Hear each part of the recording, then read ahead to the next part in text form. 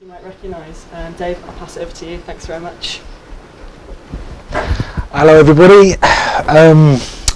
Like Lucy just said, I'm Zed Bias, aka Mad Slinky Dave Jones, and I'll be here for the next 3 hours sort of guiding you through my own process on how to remix one of my tracks.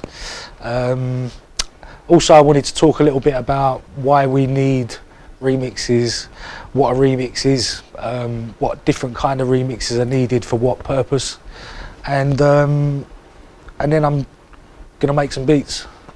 So are we good to go then? Right. So hello, this is the audience I'm talking to here, by the way. Hello everybody. So I've been remixing for probably the best part of 15, 16 years professionally. And it's probably, you know, the reason I'm sitting here now and not doing another job. It's been my main source of sort of my career, you know. So every now and then I get a call from a record label and they want a remix.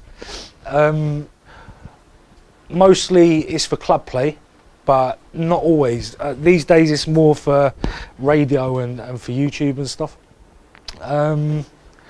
So the track that I'm going to remix today is an old one. Who remembers Neighbourhood? Yeah. Right, okay. Unfortunately I can't play you the original, but I'm going to give you a little bit of the vocal anyway.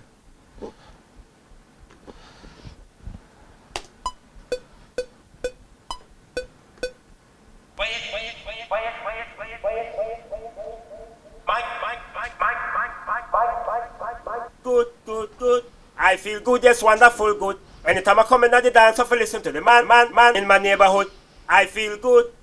So you know the vocal, good, right? Yes, wonderful, good. Anytime I come in at the dance, I feel. So this has been remixed since it's been done probably about 20 times, and I think I've done probably 5 of them. So I'm going to need a bit of help deciding exactly where we're going to go with this. Feel free to put a hand up and suggest something, or shall I take like a show of hands? Who'd want to hear something around sort of house tempo remix? Well, that's easy because that's like majority. You can't see that, but that was emphatic. Right, okay. So what sort of tempo would that be?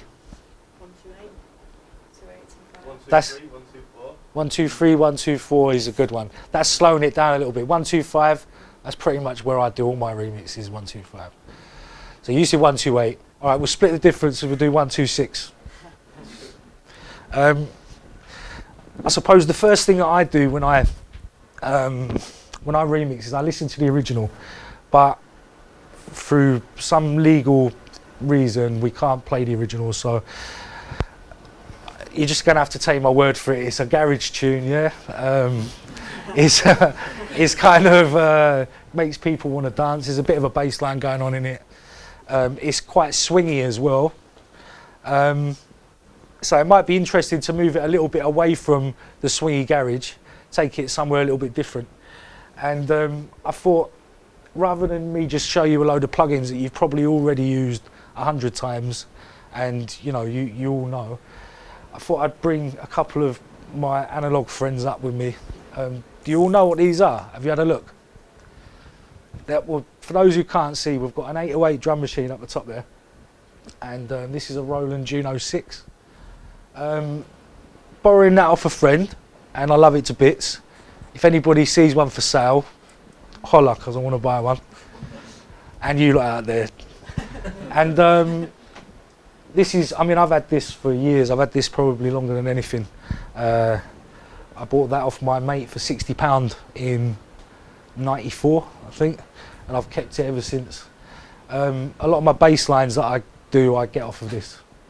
The reason I brought this and I've plugged it into that is because very cleverly, back in the day, you could control the speed of your arpeggiator on this, on the Juno, using the clock out on the 808, which basically just, the 808 sends out a pulse signal and you're able to control the arpeggiator in time with this, which I only found out, to be honest, a couple of weeks ago that this works, and I think it's really good. You can get some nice little effects, and especially in house and techno, you can get little acid lines going and stuff like that really easily. Another good thing about this keyboard is it's got a hold button, which means that if I press down a load of keys and press hold, it will hold those notes, and then when I put the arpeggiator on, it'll arpeggiate within those notes, that note range. So this gives it an added control that I can then choose which part of the beat it plays. So I can have it playing 2 notes of that arpeggio every bar, or 16 notes. I can control the groove of the arpeggio, and it will always play the keys that are held down already on the keyboard. Do people understand that process? Yeah? Got nods, that's good. Okay. I'm sure there's a more technical way of explaining it, but I don't know, so I'm just going to stick to that layman's terms, yeah? Right, so I've done a little beat in here, and I've timed it to 129, 130 BPM-ish. What I'm going to do is I'm going to play and record a beat that I'm just going to muck around, do it on the fly with the 808. I'm going to record all the parts separately. They're already going in, I think 6 outputs are coming, or 7 outputs are coming out of that into my sound card. So I can capture most of the sounds individually. You're going to see them up the top there. They're going to record in on 8 different tracks, I think. It's not going to be synced up in any way. This is me basically twiddling this knob here until I've got virtually the right BPM. But once I've recorded it in, I'm then going to warp what I've recorded into a rigid time signature or whatever. So yeah, let's go anyway. Enough talking about it. Do you all know what Cubase is, by the way? Not many people use Cubase these days, do they? Does anybody use Cubase here? One person, yeah. Yes, mate. Fight the power. Yes. Now, it's the original, basically. Cubase is the original. Everything copied Cubase.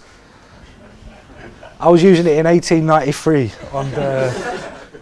on an Atari ST.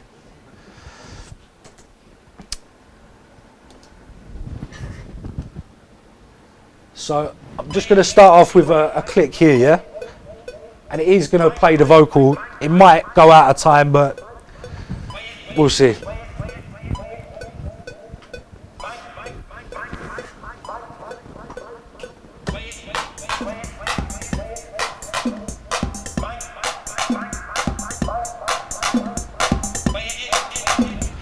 Yeah, it's a little bit fast.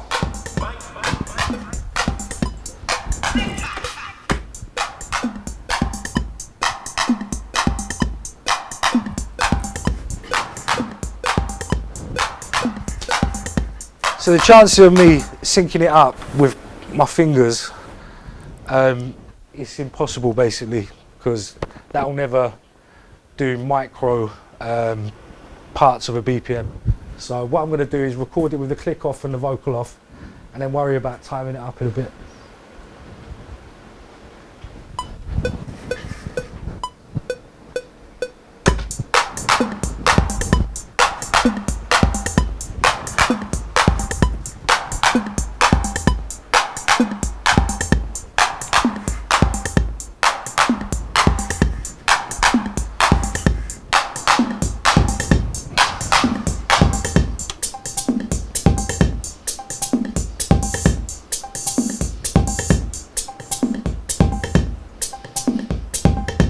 What I'm doing, I'm going to tweak the every sound. You can tweak the tone or the release or the decay and change it in a little way. So I'm going to change things on the fly, which will give me options to chop out and use in the arrangement. So it might sound a bit weird at the moment, but I'll show you what I'm going to do with it in a minute.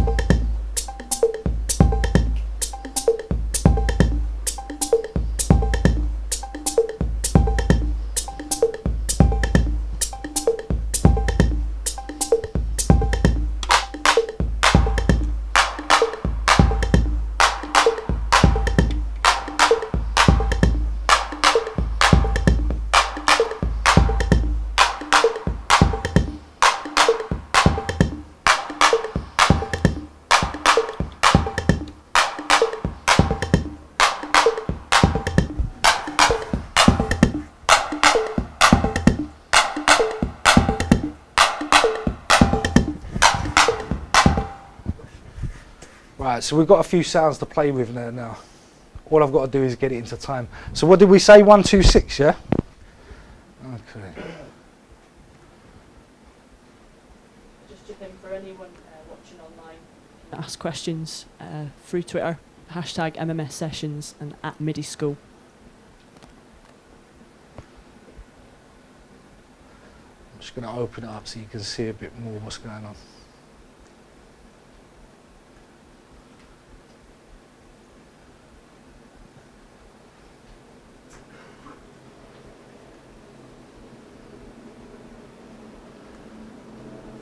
Is that screen resolution alright for you up there? Is that alright?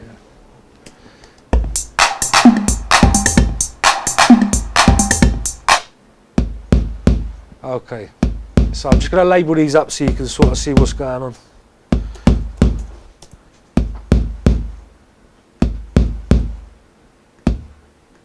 Some things have got nothing going on.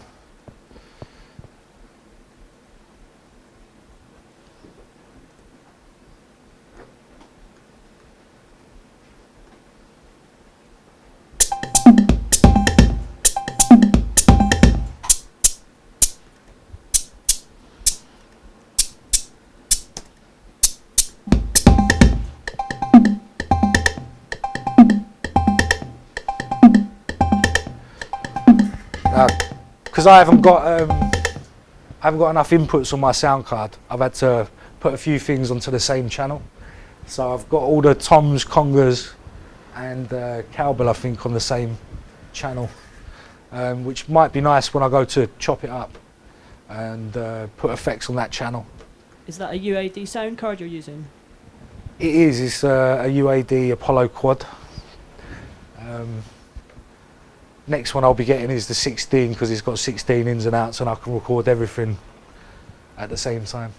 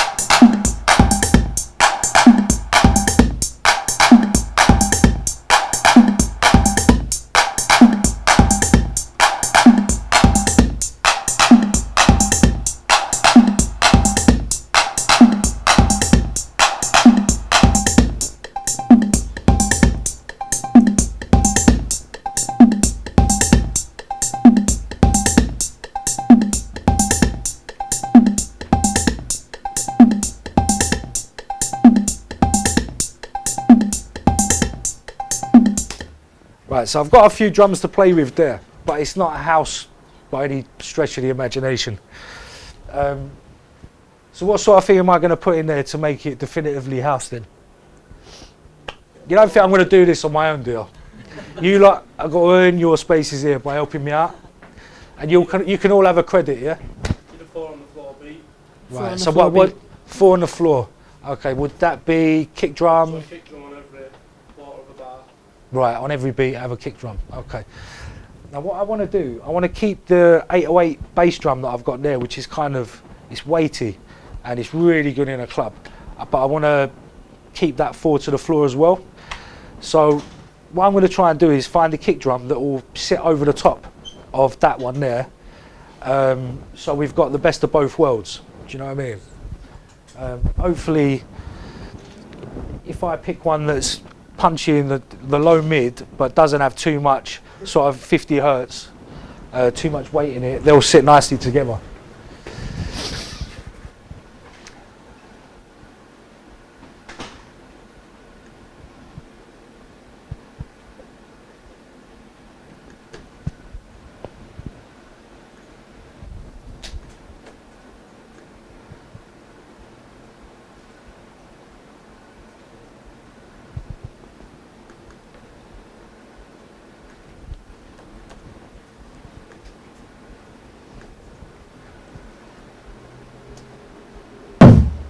Right, here we go.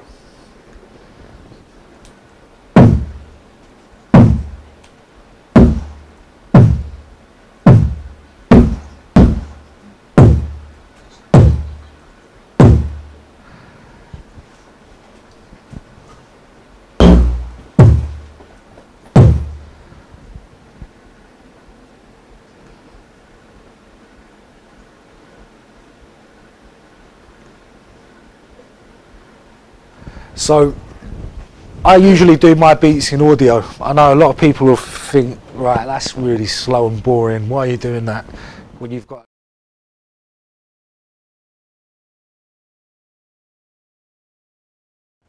Basically, yeah, there's an element of that is true. Why in this day and age am I doing it like this? But I find you get a better sound quality, you get more control over each individual element, and it's a lot easier at a glance to see what's going on. So yeah, it's just the way I personally work and have done since audio was invented, basically. But yeah, I mean, I could quite easily drag all of these sounds into a drum machine program and do the same thing. I'm just not going to do it.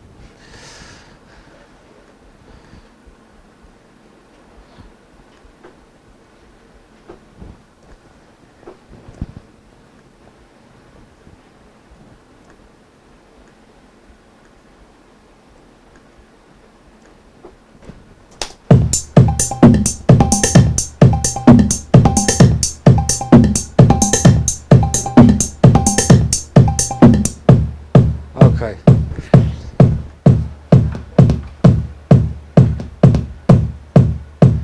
So you can hear there's a little bit of a flam. It's not quite hitting on time, so what I can do is I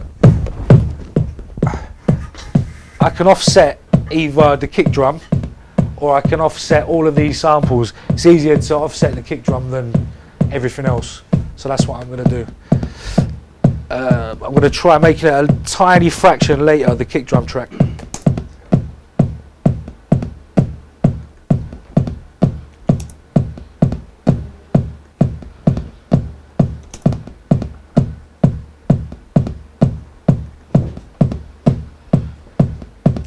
Alright, now I'm going to make it a bit slower. That's sounding better.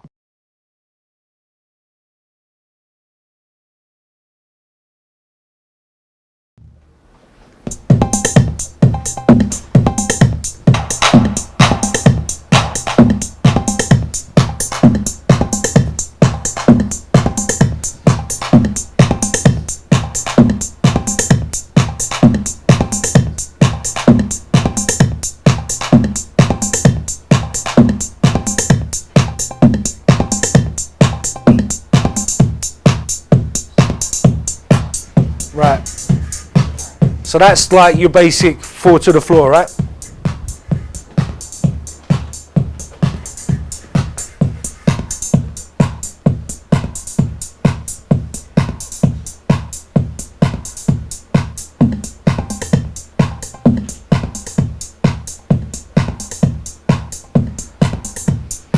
Okay, so that's on a loop.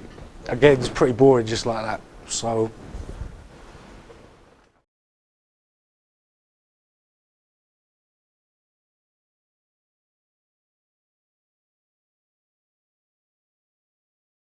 or Open on the second and fourth.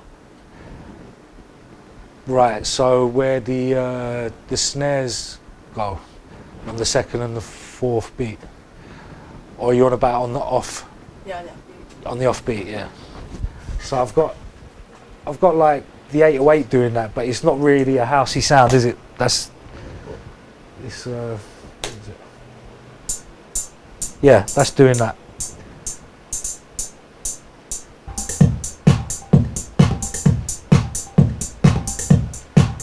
Do you know what drum machine is used mainly for house, like throughout time since it was invented?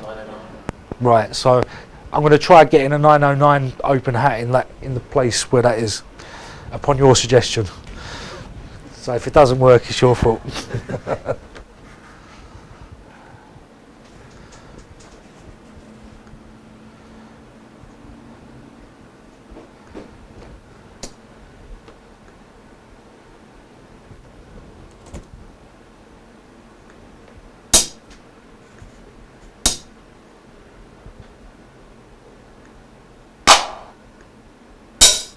Oh, there we go. So I'm going to use the short and the long one.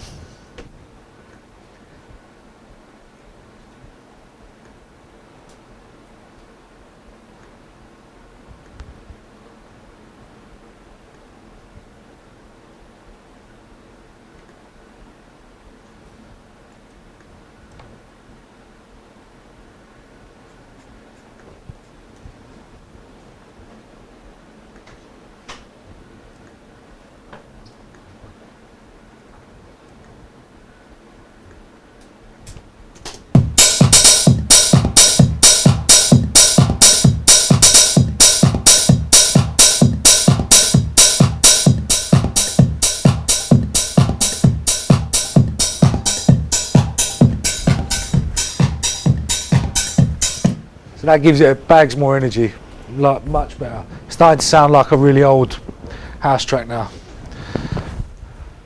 So what I'm going to do now, I'm going to size that beat up against the vocal to see if it's working, yeah? Because if it's not working with the vocal, then we'll have to try something else.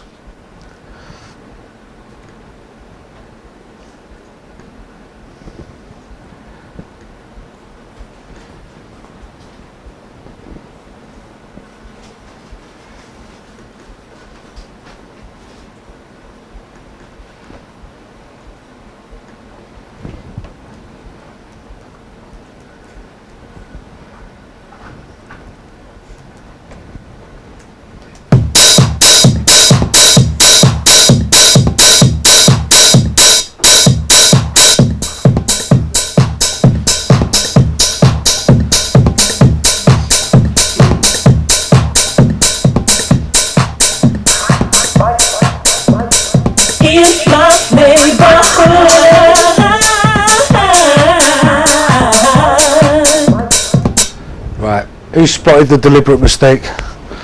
Still 130 BPM nearly, so sounded a bit fast. What I'm going to have to do is warp the vocals down to 126, which is pretty easy on Cubase. You just got to find the original tempo of the sample that you're warping down or warping up, which I've worked out already is 129.82 for some reason.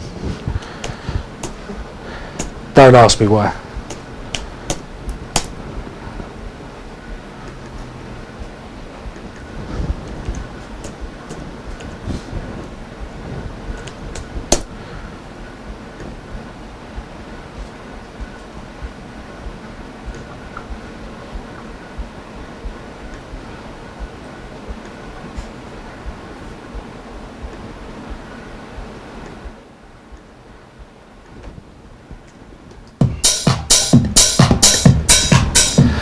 You're being awfully quiet, Miss Ironmonger. I thought you was a commentator. You're explaining it all very well. You gotta keep them warmed up for me.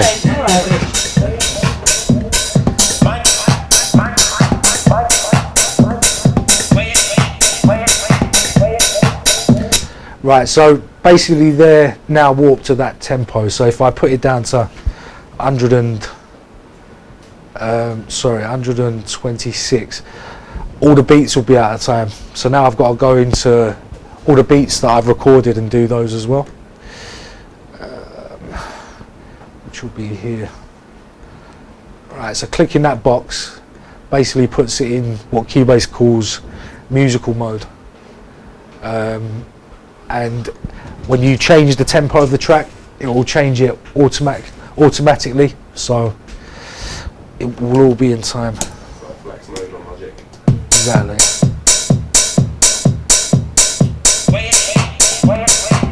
There you go. Better.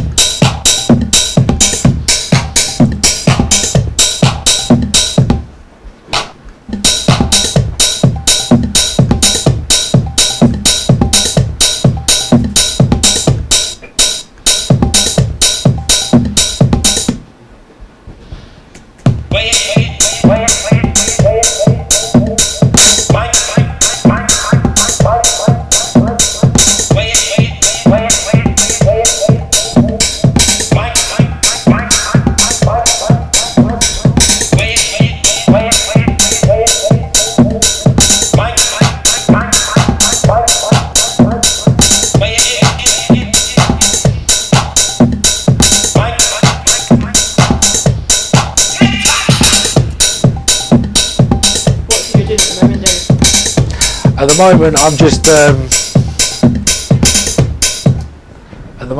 I'm just truncating the samples, getting them all sort of in time, adjusting the track delay as well a little bit to make sure that the new samples and the 808s are all hitting perfectly in time.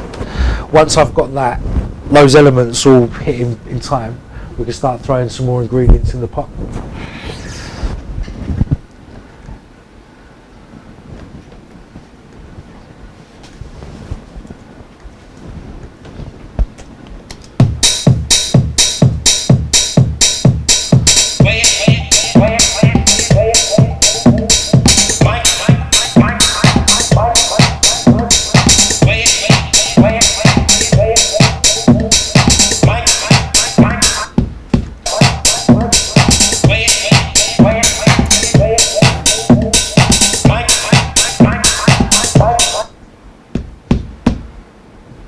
Has anyone at this point got any questions in the audience? Go on, Tim. We always start off sort of perfecting the beat first before any of the element of the track.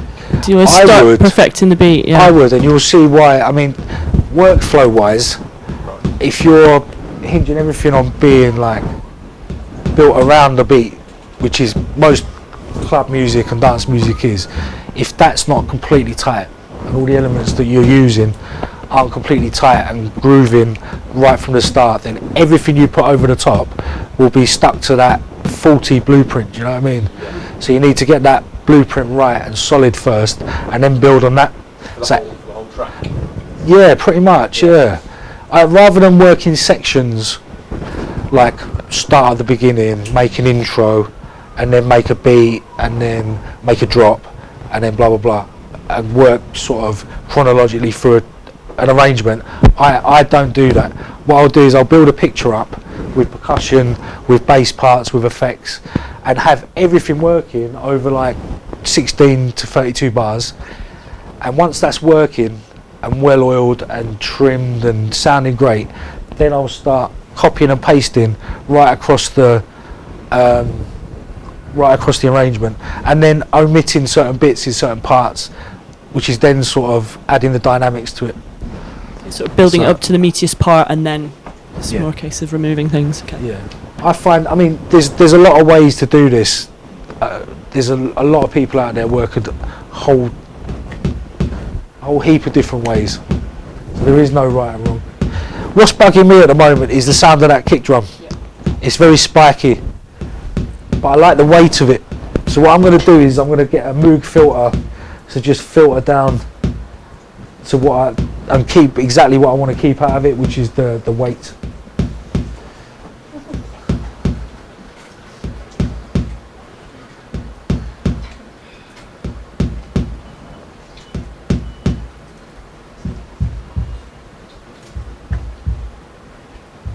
That should work a lot better with a kick drum now. I'm coming to the dance up and listen to the man in my neighborhood.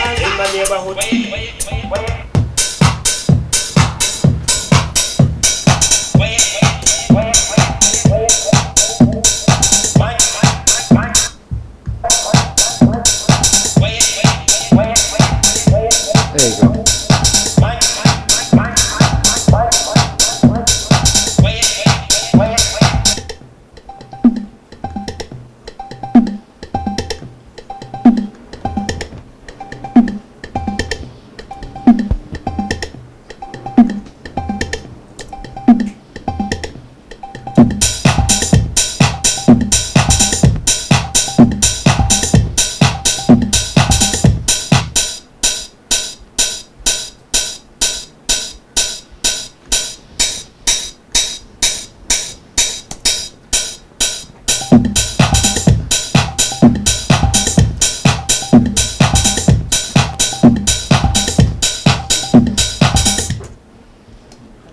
Got a question for the audience here. Why are you using a filter instead of an EQ?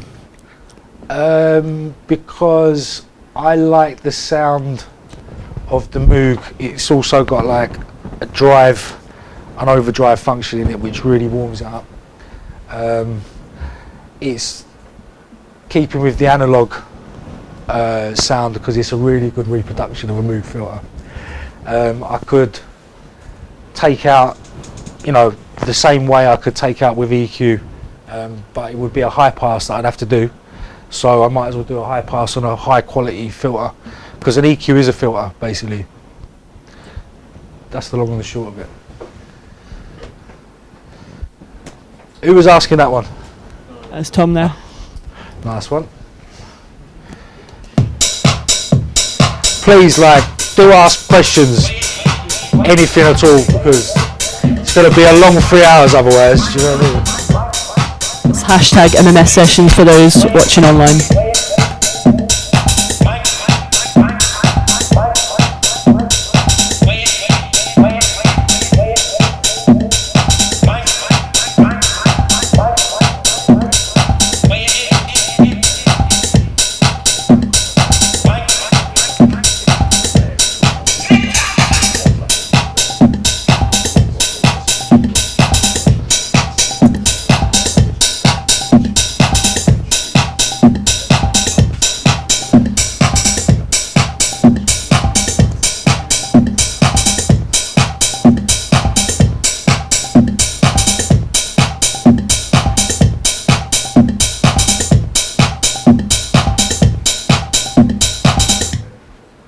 Okay, so that's sort of in time anyway, which is what I want for now.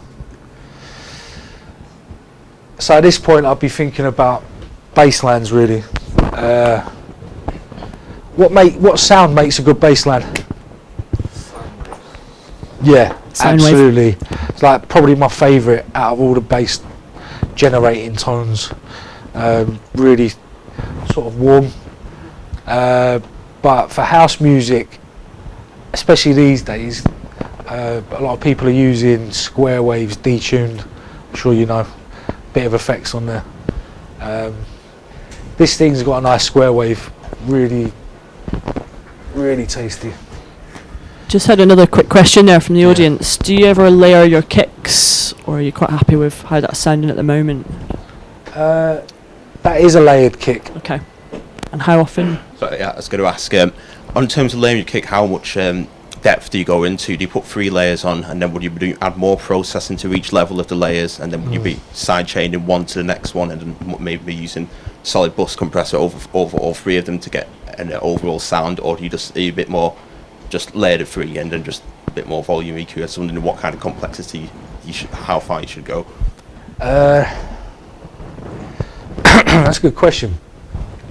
It's down to this really. The better quality kick you put into it, the better quality sound you put in from the off, the less you have to do to it to make it sound good. Layering and layering and layering is trying to make it sound better. If you put the first one in and it sounds great, you don't need to put anything else in.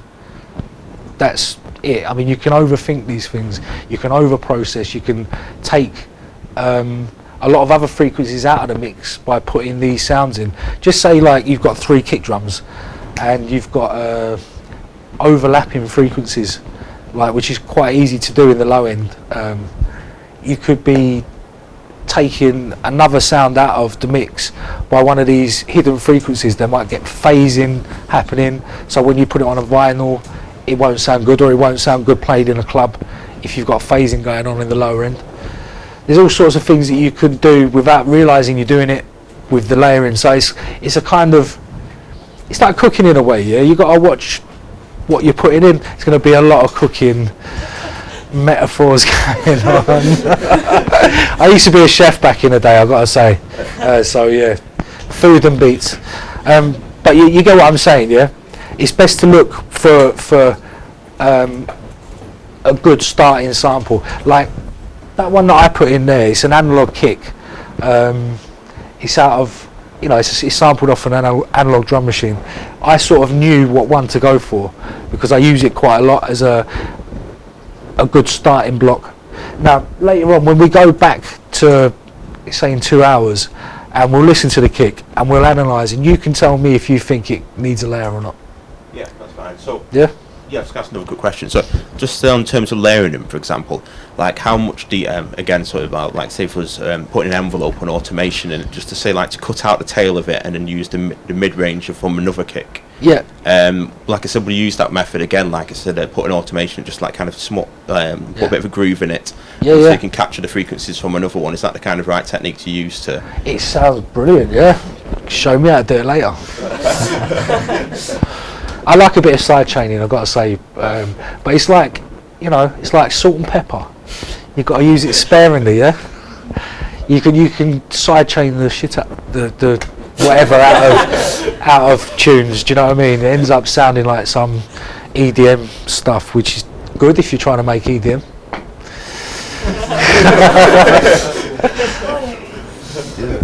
I'll leave that there.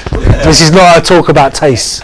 This is literally how we're going to remix this old tune. Right, anybody any good on the keys? I'll put my hands up and say, like, I'm not a musician, yeah. I've learned how to do it over the years, but this is a democracy here. There's a keyboard set up, and I'll make a really tasty bass sound for anybody brave enough to come and play a bass line. Oh yeah, it's got to be. Alex is easily. Got Alex. Do you mind? Busted. Come on, let's have a clap. Go on, Alex.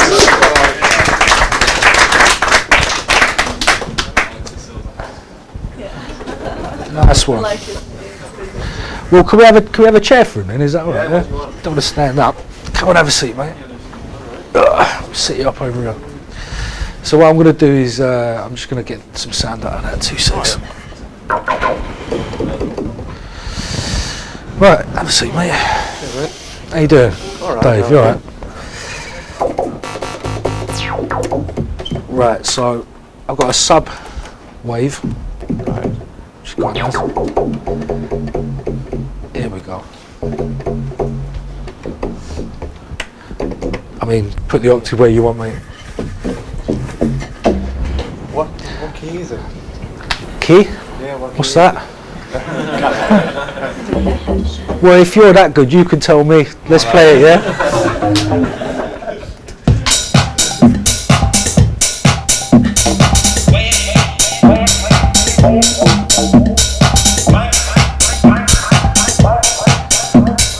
While you're playing along, you have a little jam. I'll beef the sound up, get it sounding nice, yeah?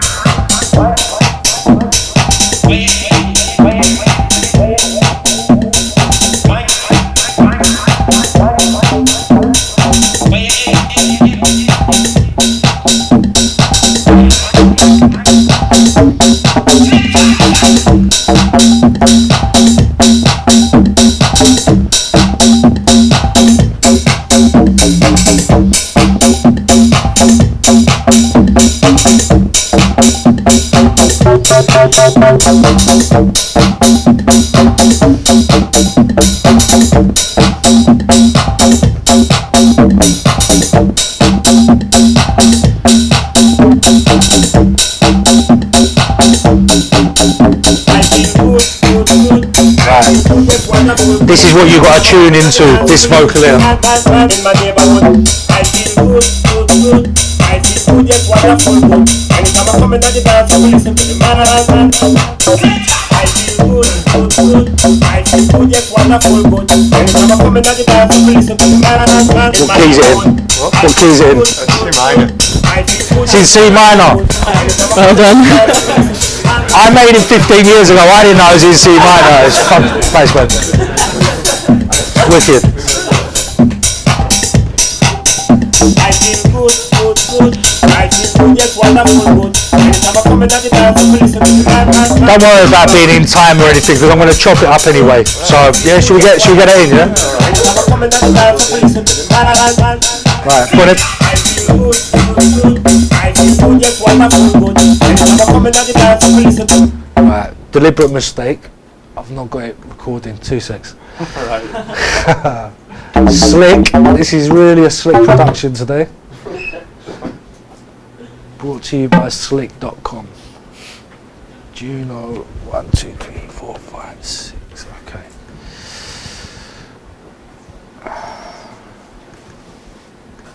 That should be coming in now. I feel good, good, good. I feel good, yes, wonderful, good. Anytime I come in the dance, I will listen to the man. in my neighborhood. I feel good, good, good. I feel good, yes, wonderful, good. Anytime I come into the dance, I listen to the man. I feel good. Right. Thanks, mate. Cool. That was just a little example. Can we have a clap for him? Yeah, please? I thanks, think that was bloody great. Thank you. So it would be easier, a lot easier for me to just have gotten a MIDI keyboard up, recorded it all in MIDI, and then you can transpose up, change notes, blah blah blah. That's just too easy. You're not going to get a sound like that out of the computer, not in a million years. Yeah, that was built in 80, long time. I don't know, it's nearly as old as me. So what I'd rather do is have the sound quality. I'd rather have that sound, and I'd rather go the long way about it, which means chopping the audio, manipulating each note. And this is another reason why I use the audio in Cubase, because I find it's really easy like this.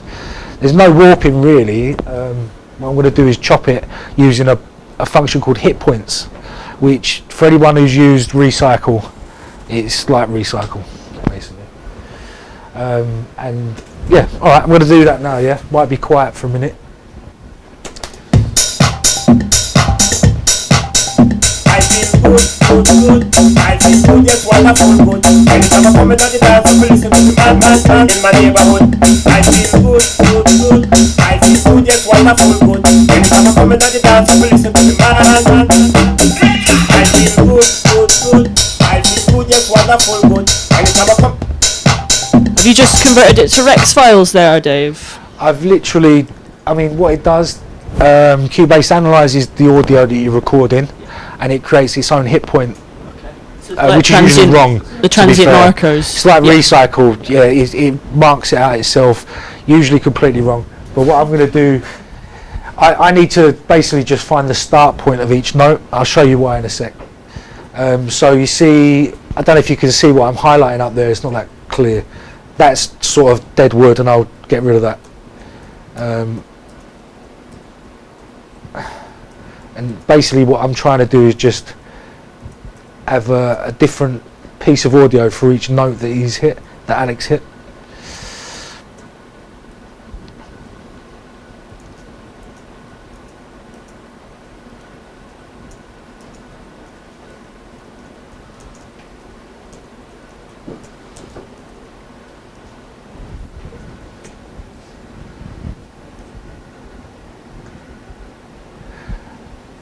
Right, I'm just going to loop 4 bars up at a time, so I'm not doing it all in one go. And I'm going to quantize each one of these notes, which is rather easily done by just hitting Q. No, it isn't. It hasn't moved a bit. Ah, right, okay.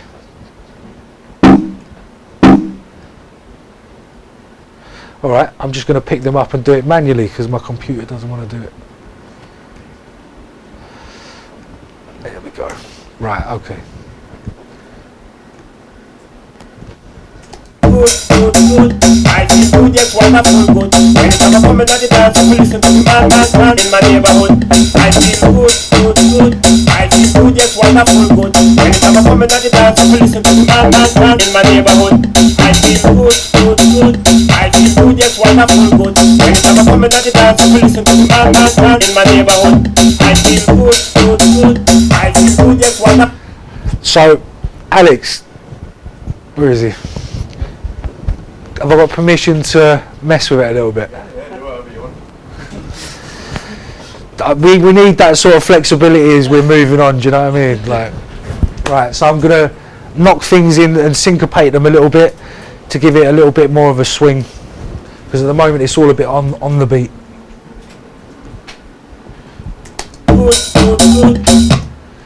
So these bits here, I'm going to knock these. I've set up in the background. I've set up a house swing, which is basically 16ths, but with 62%, I think, swing, 63% swing, which is pretty much where I make all my beats when I'm making house music anyway. Good, good, good. I feel good, yes, wonderful, good. Anytime I come into the dance, I listen to the man in my neighborhood. I feel good, good, good. I feel good, yes, wonderful, good. Anytime I coming at the dance, I listen to the man in my neighborhood. I feel good, good, good. I feel good, yes, wonderful, good. Anytime I coming at the dance, I listen to the man in my neighborhood. I feel good, good, good. I feel good, yes, wonderful, good. Anytime I coming at the dance, I listen to the man in my neighborhood. I feel good, good, good. I feel good, yes, wonderful, good. Anytime I coming at the dance, I listen to the man in my neighborhood. I feel It's really important to mute the vocals as much as you can when you're doing a remix, because after 2 hours you just want to jump out the window.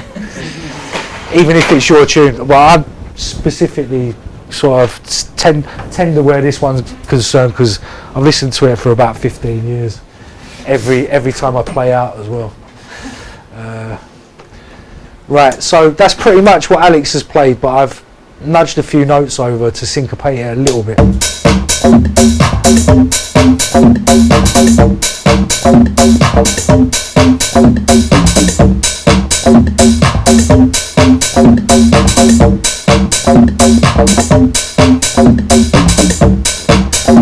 So has anyone got any questions at this point?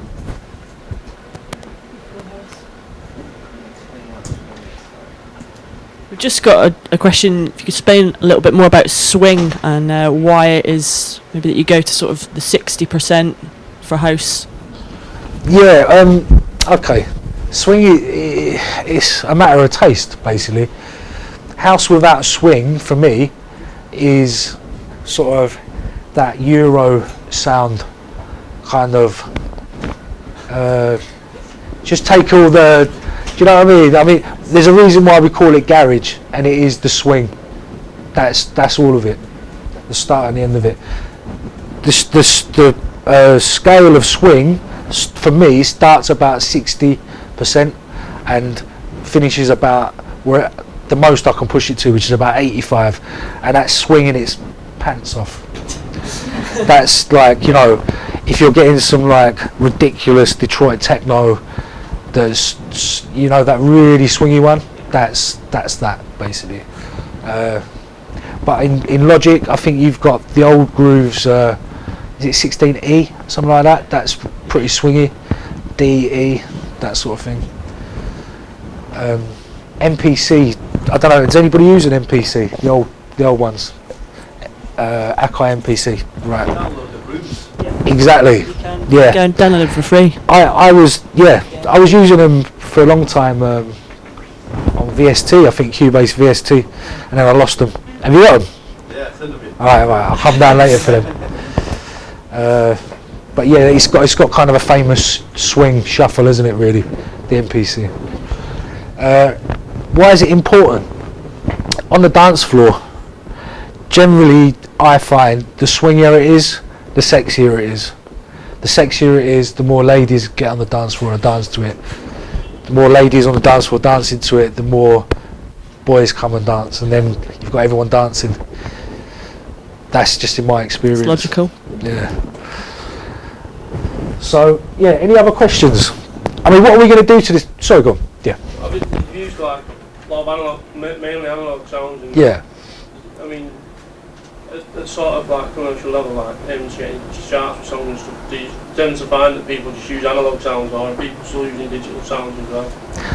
I think it's a healthy. I mean, what I'm trying to show here is it starts with an analog source, but very quickly turns into digital, and everything I'm putting on it and processing it with is a digital thing. So it's like a hybrid thing, and that's really what I'm trying to get across. Is that you could find some crappy keyboards. Sorry, shouldn't say that word. Rubbish keyboard in a music shop somewhere. Might be £100, might have one note on it that sounds good, but you can make a track out of that one note. Do you know what I mean? And that one note might be completely unique to you, like that sound. So that's what I'm trying to get across here. I could have got like Machine Up and a load of Apple loops, but who wants to do that? You know what I mean? Everyone's doing that. What are we going to do to this bass line to make it sound better? I mean, at the moment we've got a raw square wave that's just been recorded raw. You might mess around with the envelope or something like that to make it just sound a little bit different at parts. Right, okay, so I've got an envelope changer actually here. It's another reason why I like Cubase, is because you've got fades and everything on this front page, on the arrange page. So can you see here you've got a fade out that I've done on every note. That's basically to stop an audio clip, because when you get to the end of that audio, it'll clip digitally. So that stops that. And if I was getting it on the start of the note, let's solo this.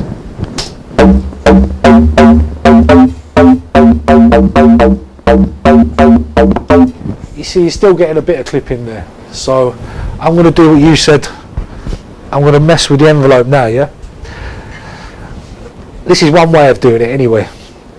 I'm going to increase the fade out, and then because they're all selected, whatever I do now to this will happen to all of these notes. So I can adjust the curve basically. Another way of doing that would be in ADSR. You all know what ADSR is, yeah? But this is quite nifty, really. It's quick. So I've given it more of a slower fade out, and it's fading a little bit sooner than it was, to give it a shorter sound, a bit punchier.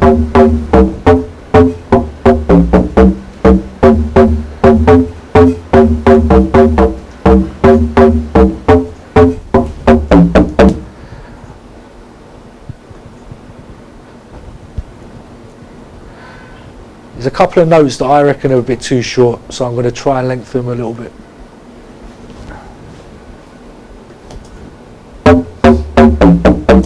Yeah, and the last one as well. This is another benefit of doing audio.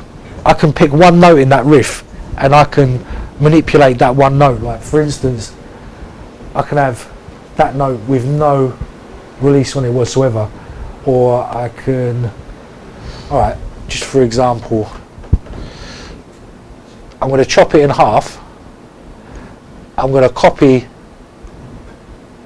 this is without a groove, I'm going to copy it, and then I'm going to reverse the second half. This is something that I do quite a lot. Can you all see what I'm doing up there? Okay, so this second half I'm reversing to give it a sort of a sucking in sort of effect. And what I do is a crossfade to stop that glitching. So actually, working with audio, though it might take a little bit longer of your workflow to set it up, when it comes down to the detail, it's actually quite a lot easier than fiddling around with MIDI. Exactly. Yeah. I mean, I could have been spending that time there, going into key settings in a machine, you know, trying to work out how to affect one note and not the other, and then I still haven't made the sound or the riff. But in this way, actually, Alex kindly played something, we've committed to that idea because it's recorded, and it's like recording it on tape. Do you know what I mean? It's quite difficult to change it without, you know, cutting it, repitching it or whatever.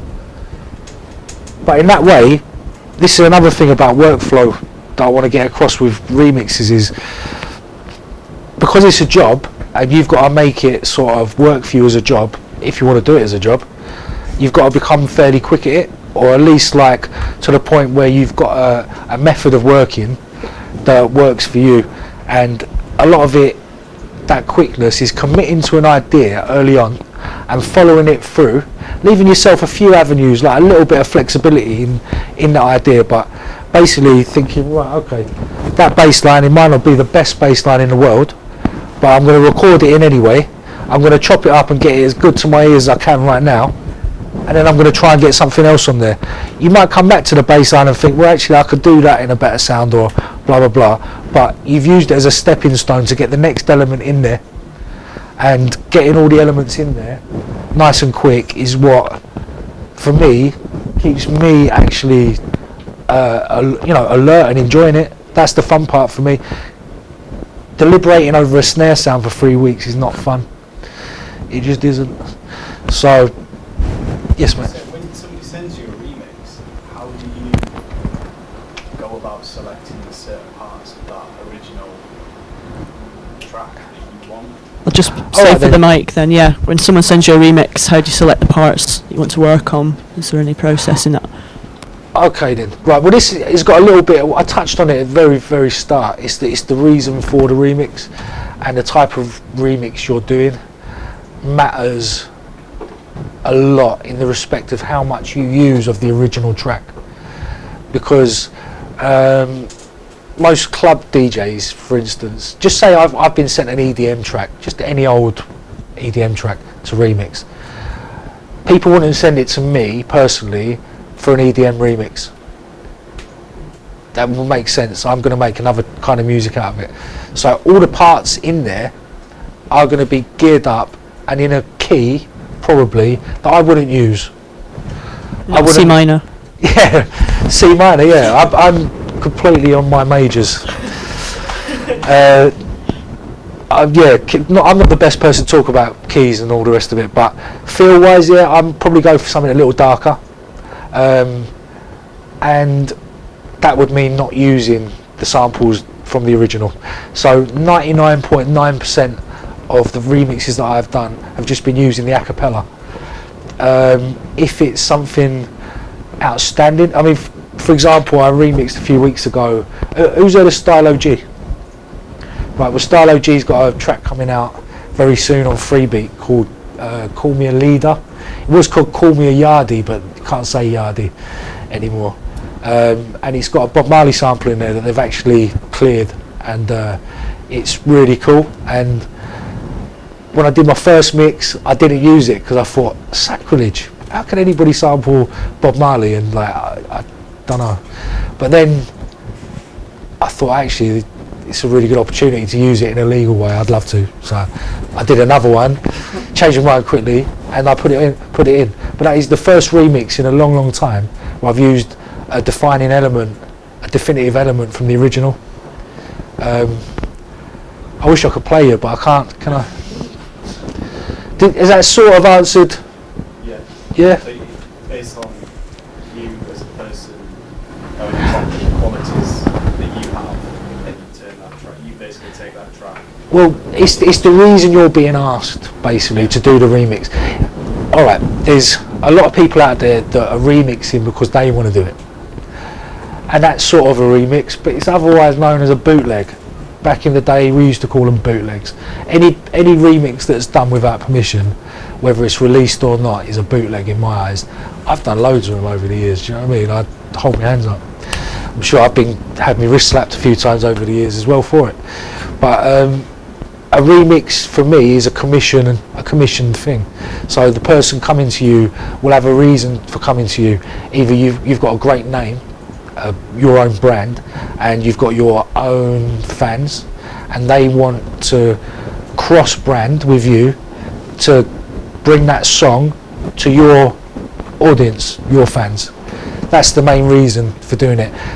Those fans usually include, if you're pretty good, radio jocks, so they'll play it. Club jocks, they'll play it. Maybe a blog channel will play it because they like you. You know what I mean? It'll be on YouTube, and they'll put a link on whatever. So there's all these different reasons that a record label or an artist would get a remix done. Usually it's for exposure, and in that way you're better off not diluting the person who's doing the remix by saying, well, can you keep that sound in there from the original, please? Like, you'll never hear that anymore. People will just say, right, you do your thing, mate. I mean, look, hopefully, no one says to me, like, can you keep this in there and that in there? I'm doing my own thing anyway. So has that sort of answered that one, yeah? I've got an opinion on remixing. So any other questions? We were going to fatten this bassline up, weren't we? Right.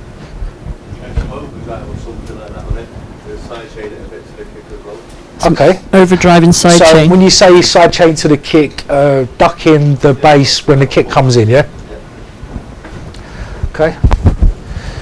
So you want me to do that? Do you want me to show you, or do you want to do it? Do you want a couple shots? All yours, mate. Oh, over to me. Okay, so what I'm going to do then I'm going to put it through the Moog filter because I like the overdrive on it. I'm not going to use the filter as such. Or we can see how it sounds after we've done what you said. I'm just going to use it for the overdrive. And then we'll do the ducking, yeah?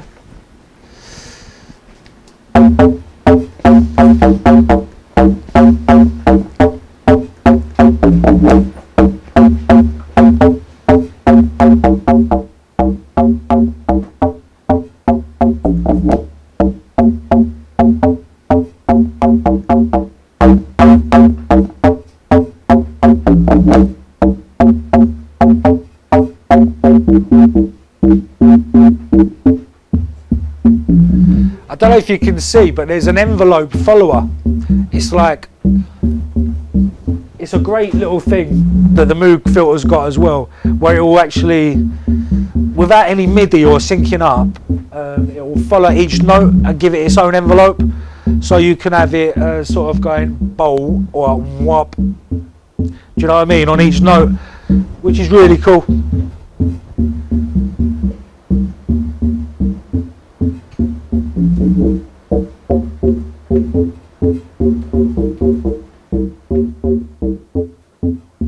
I'm probably going with that one though, going down.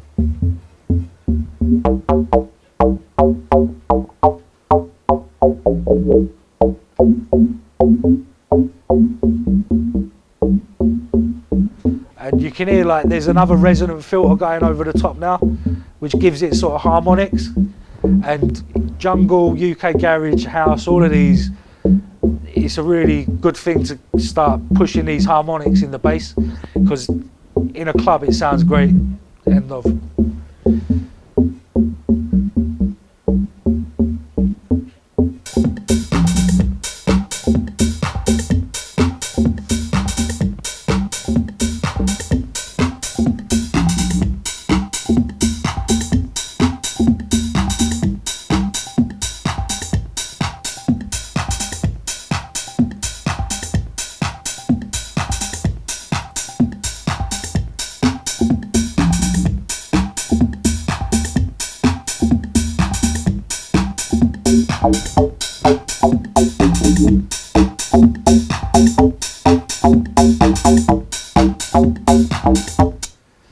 Right, another thing I'd put on there is a bit of delay, because it's sounding really dry.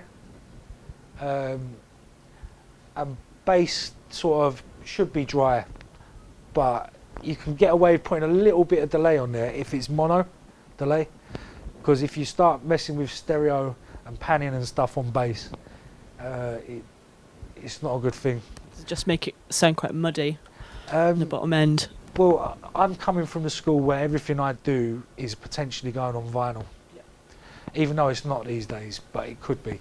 I'm always making it for the mastering process that is used to put my music on vinyl. I've always made tunes in that way. So the bass, if it's no good for cutting onto vinyl, then it's no good. Now, stereo bass can literally make the needle jump off the record if you cut a stereo bass. Or phasing could be that when you play it out on a system, sound system or mono system, it completely cuts the bass out, like it's high passed, like there is no bass. So that obviously you don't want that. But there's there's little things you can put on it delay wise. Like I use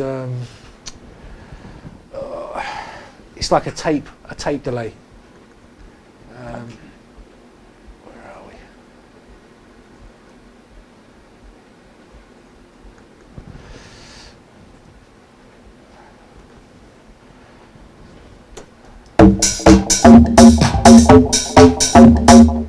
So you can sync that. 16 dotted or 8 dotted is usually sounding pretty good. You know about dotted and triplets and stuff like this, yeah? If you see like on a delay unit, the D, 8, 4, 16, rule of thumb, it's sounding great.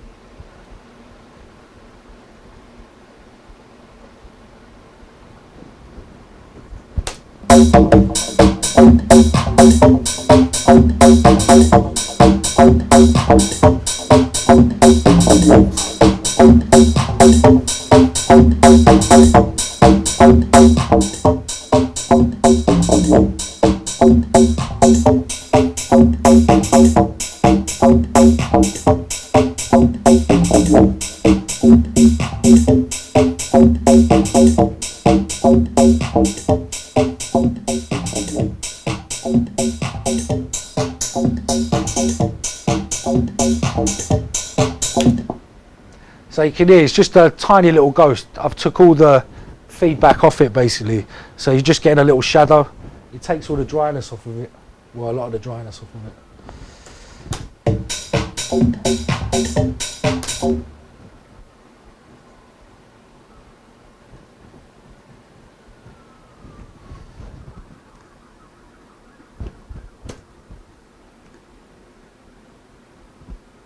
So can anybody else think of another element to fit over that to build up the picture a little bit? I bet if I, Played parts. yeah, some more ingredients. Like something like Yeah, can have a melody line for sure. Would you record maybe record another bass and then record another bass synth and then layer them up again and like try and get So in the same sort of riff. Yeah, but then maybe pitch one down or something, or maybe just envelope the other one to try and get another sound from it. Yeah, yeah. that. You have a lead line and perhaps layer that with the bass, like the same pattern as the bass, but in the form of a lead. Oh, yeah, okay, yeah, like a couple of Bass, octaves like up sort of thing. Yeah. Right, I'm with you. This is another thing that I do on Cubase quite a lot, is that just so I've got that riff there, I'll duplicate that riff onto another track and do what you just said, which is basically pitch it up, usually with a plugin, you know, like either a harmonizer or a pitch shifter plugin. I'll find different notes. Rather than playing it again, I'll see what I can do with the existing riff. But then I'm going to get someone to play a melody in a minute. Who's next on the hit list? You play, innit? Yeah, I'm looking at you. Not you, mate, at the back. No, you're all right. You use Cubase. No, you, yeah. I'm not the monkeys. No? Does anybody play any instruments? Well, Alex. Yeah, I know Alex. No, like guitars or anything, you know what I mean? No, but I'll No. play something if you want. You what? I'll play something. Lovely. Right, okay then. So, do you want to play a melody or do you want to play like some chords or something like that? Yeah, and I don't always think of like a pad, but if you did something to sub it over it, it might take away from the bass. So I like something really dark and Yeah. Well, the beauty of this is, if it's in key, I mean, none of this is just like, it's just like holding it down for now on a loop, yeah, so we can make sure that everything's in key. But these parts, like, that I'm going to have all stacked up against each other, more than likely won't be playing in all of them at the same time at any part of this track, any part of this remix. So if you play a pad that you think, oh, it's you know, it's disturbing the bass a little bit or it's not quite right, that pad can be used on its own somewhere else in the track. yeah. You're just using that to find the key, the right key to play it in. Do you get what I'm saying? Yeah. So what I'm saying is don't be put off by thinking, oh, is it going to go with the bass line. Just play what you like. Okay, have we got a chair or do you want this one? I'll get one from there. Okay.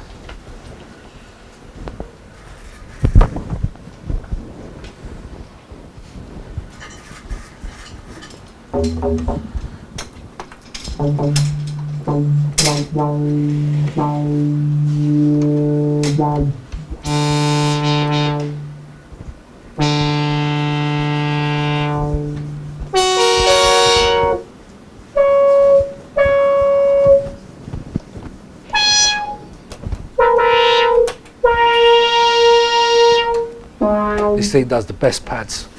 Go for it.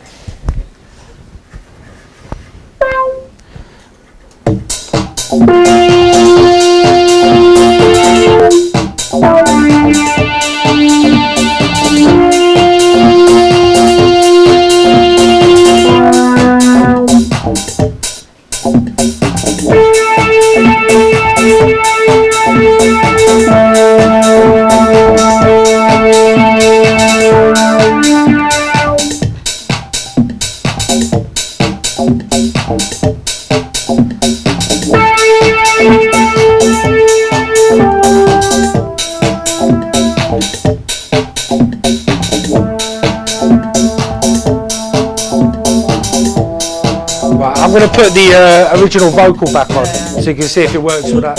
I feel good, just wonderful good. Anytime I come in the dance, I listen to the man in my neighborhood. I feel good, good, good. I feel good, just wonderful good. Anytime I come in the dance, I listen to the man in my neighborhood. I feel good, good, good. I feel good, just wonderful good. Anytime I come in the dance, I listen to the man. I feel good, good, good. I feel good, just wonderful good. Anytime I come in the dance, I listen to the man in my neighborhood. I feel good, good, good. I feel good, just wonderful good. Anytime I come in the dance, I listen to the man in my neighborhood, in my neighborhood.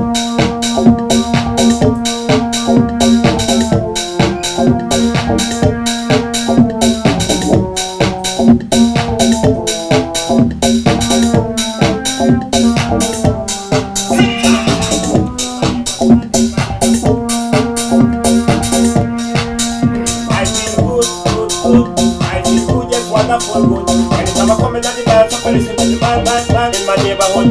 I feel good, good, good. I feel good, just wonderful good. Anytime I come in the dance, I listen to the man. I feel good, good, good.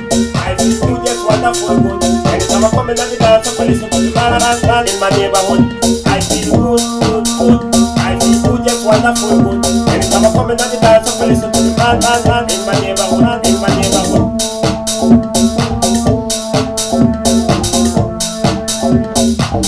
Are we recording that? Yeah. Oh right, God, jeez. Do that again. Are you trying to get Everything gets recorded here. Don't worry. Yeah. Do you think that's enough to work with? It's a nice sound. I think you need to transpose what you're doing down a semitone. I think to be in key. Yeah, just move it all down a note. Good, good, good. I feel good, just wonderful good. Anytime I come in the dance, I listen to the man. All right, Alex, do you mind just shouting over which keys are in C minor? Which notes? Sorry, yeah, otherwise known as keys. C, D, Right. So he's E going to flat. give you the keys now. F. C. minor? So we got C, Sorry, I can't hear, mate. I've got speakers in front of me. C, Yeah. D, D. E flat, E flat, Right. So E flat. F. G, Yeah. and that's a Dorian there, so it's A, B flat. Yeah. Right. So. Magic. Right. yeah, That's gonna play now in key, whatever we do, right? So this pad, rather than, and that's in key now, yeah? Yep. Thank you. Right, sorry. Right, so I'm going to show you something else we could do with the pad now, yeah? I'm going to make that into an arpeggio, yeah? Which will give us a melody in the right key, because we found the right key, it's C minor. And I'm going to time it, keep it in time using the 808. Okay, now while I'm doing that, you could be messing about with the filters, giving it a little bit of dynamics, bringing it up, down, and basically changing the character of the sound while I'm doing it. It's a two-person job. Are you up for it? Yeah. You're up for it, right? Well, Okay. that's fine. Might be a three-person job in a minute, so I'm gonna pick on someone else. Yeah. Right. So, 2 secs. I'm just gonna turn this up.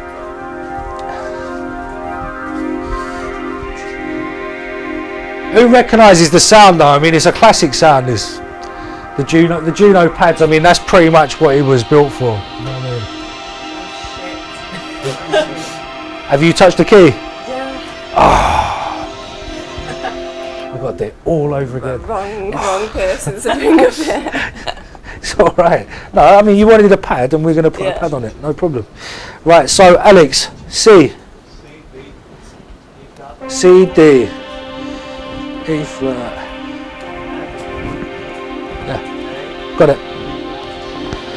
Right. So we're holding, yeah? That's all right to you? You're my musical consultant for this remix. I'll sort the paperwork out later, yeah?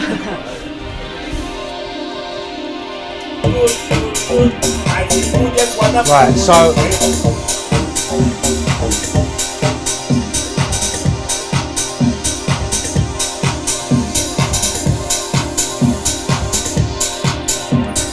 exactly.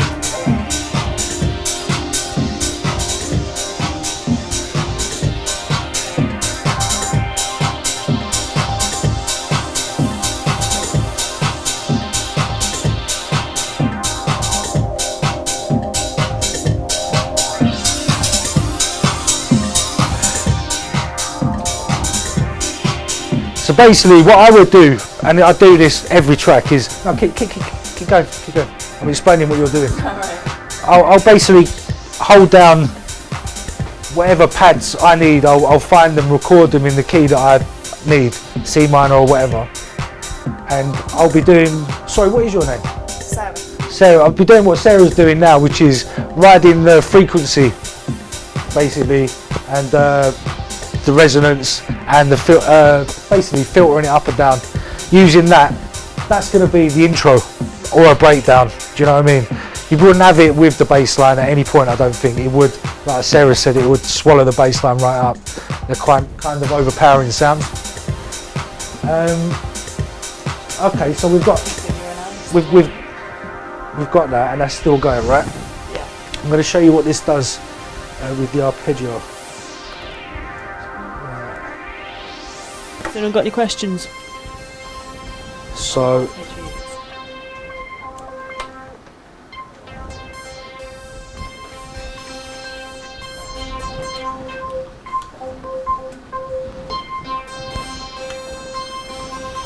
I can control and build up that arpeggiator by hitting any of these.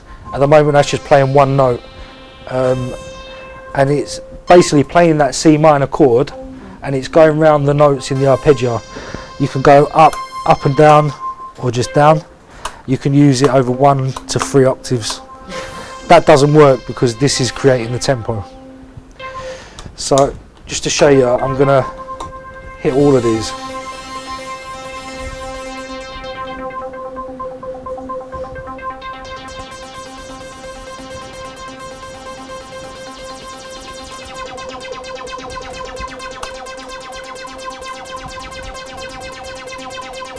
That's not playing the C minor again, is it? Okay, so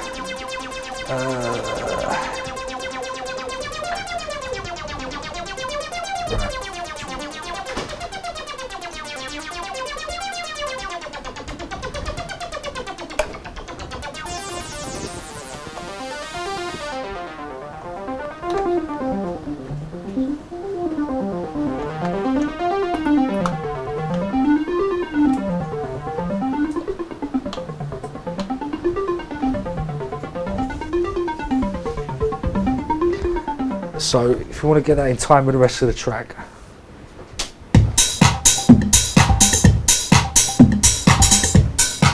Just have to do it literally by ear.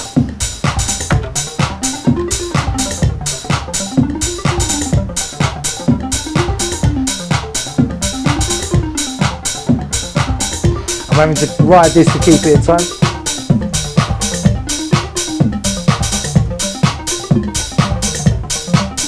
Of course, if this was in MIDI, wouldn't have any of this problem. It would sync right up, but we haven't. So we're going to chop it up.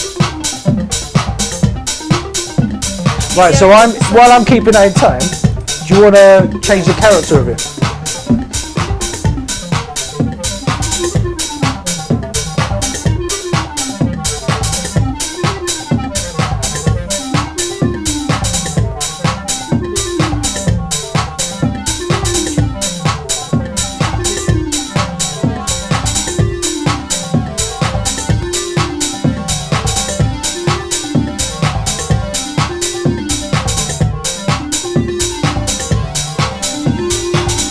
That's all pretty usable in my books. I'd use that.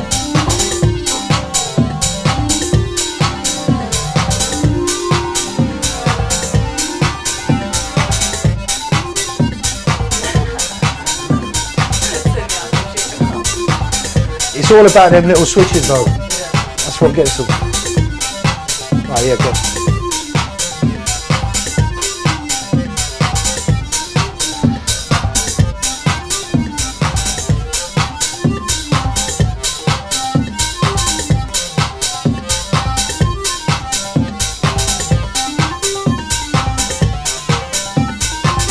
See, it'll go out of time because that's the attack. So it gives it yeah, so it's very hard to keep it at time when sorry, say that again. No, not necessarily. It sounded good when you were doing it there. But every now and then, just so I know he's keeping in time, I'll bring it down.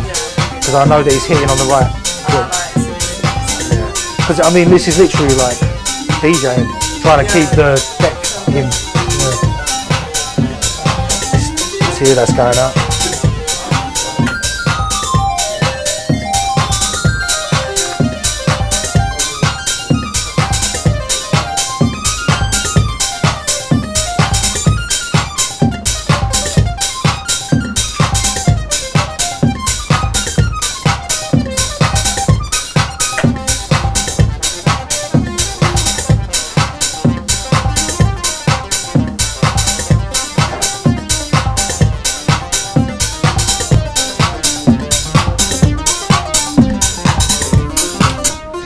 Right.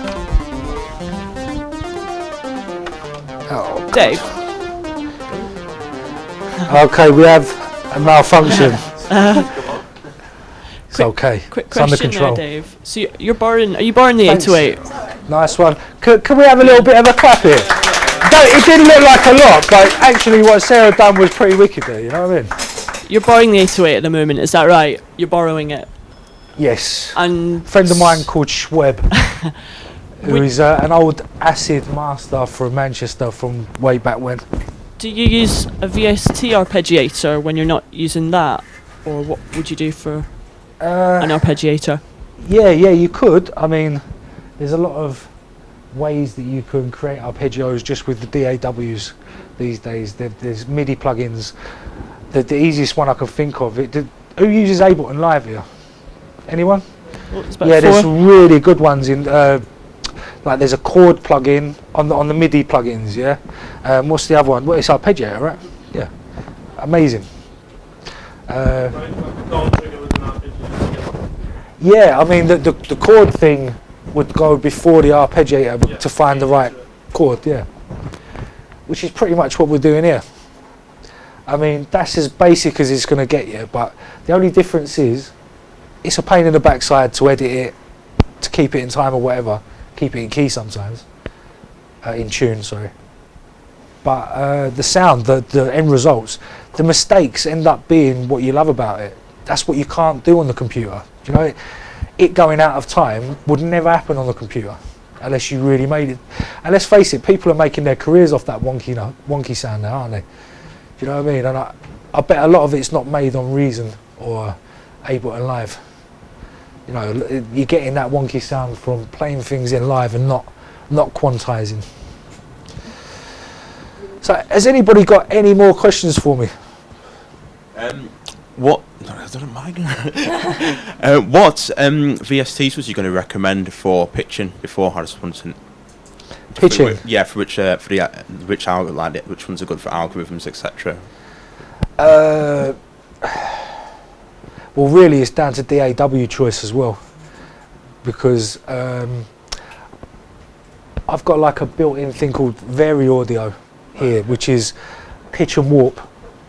It's a bit like Melodyne, Right. Okay. where you've got a keyboard and you can literally grab the pitch data of any audio and you can drag it up and down to pretty much any key. Sometimes it sounds good, sometimes it doesn't. But you can do it on a lot of them.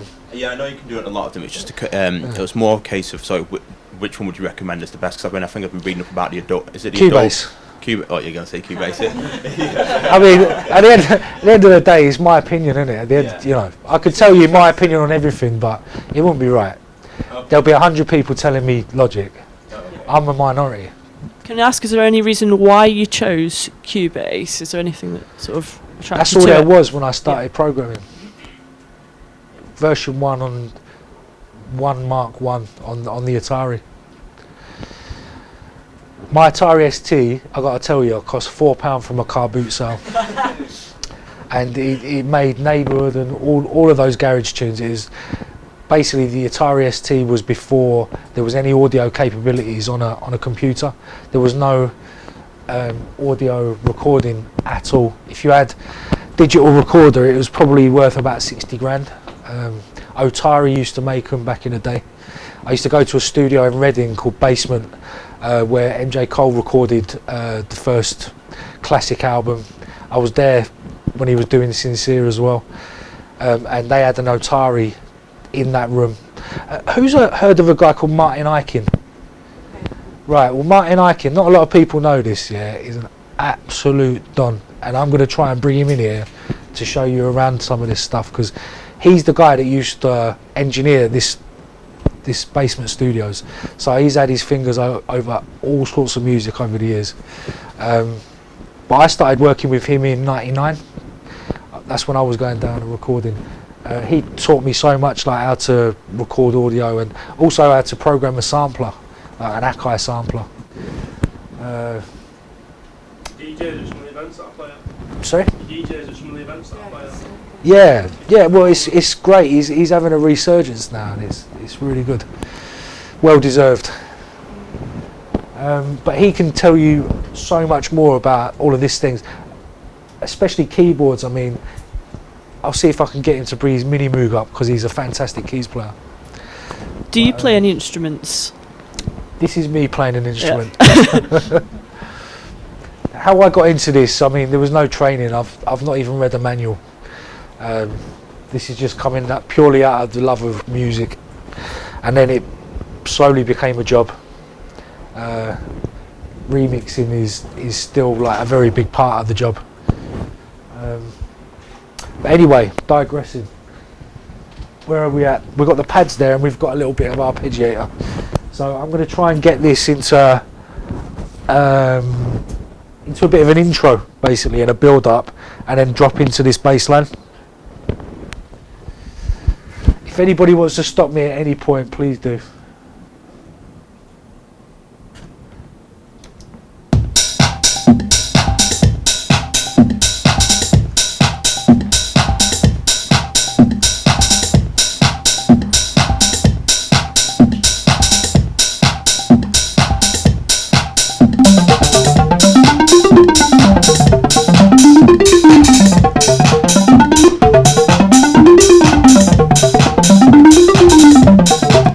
Can you see these little lines here? Yeah? Well, those little lines are all hit points that the computer's detected. So with one click, that becomes that many samples that I can just quantize. That's pretty much what I'm going to do in a second.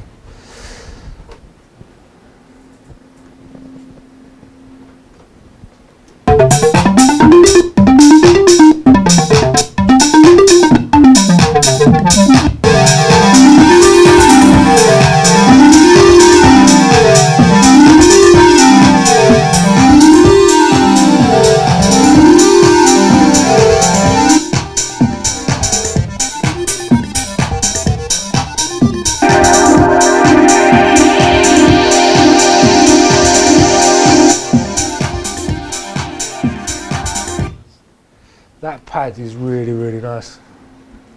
Sarah, do you mind if I use that on something else? So cheeky.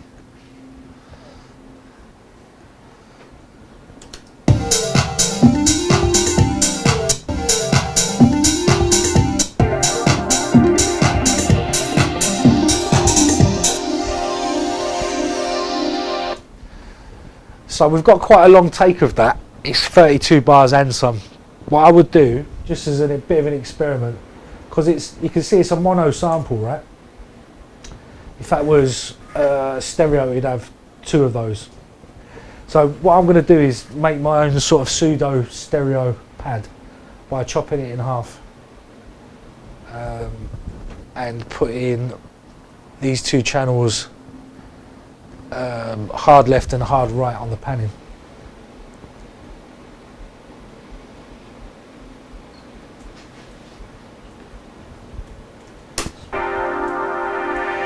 So that's two now playing, and the filters are doing completely different things at different times, which gives you a feeling of swirling around and panning, basically.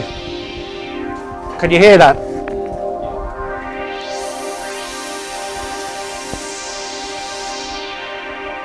Again, if you can find me a plugin or a VST that can make that sound, I'll buy it right now. Okay, so I'm going to use that as the opening sound because I think it's great. Then we've got the arpeggio. There's a few parts of the arpeggio that sounded really nice. I'm going to go chop a few bits out there, and I'm going to use that as another element to bring in before we bring the beat in. Who's the house aficionados here then? Does anyone DJ house here? Wow, okay.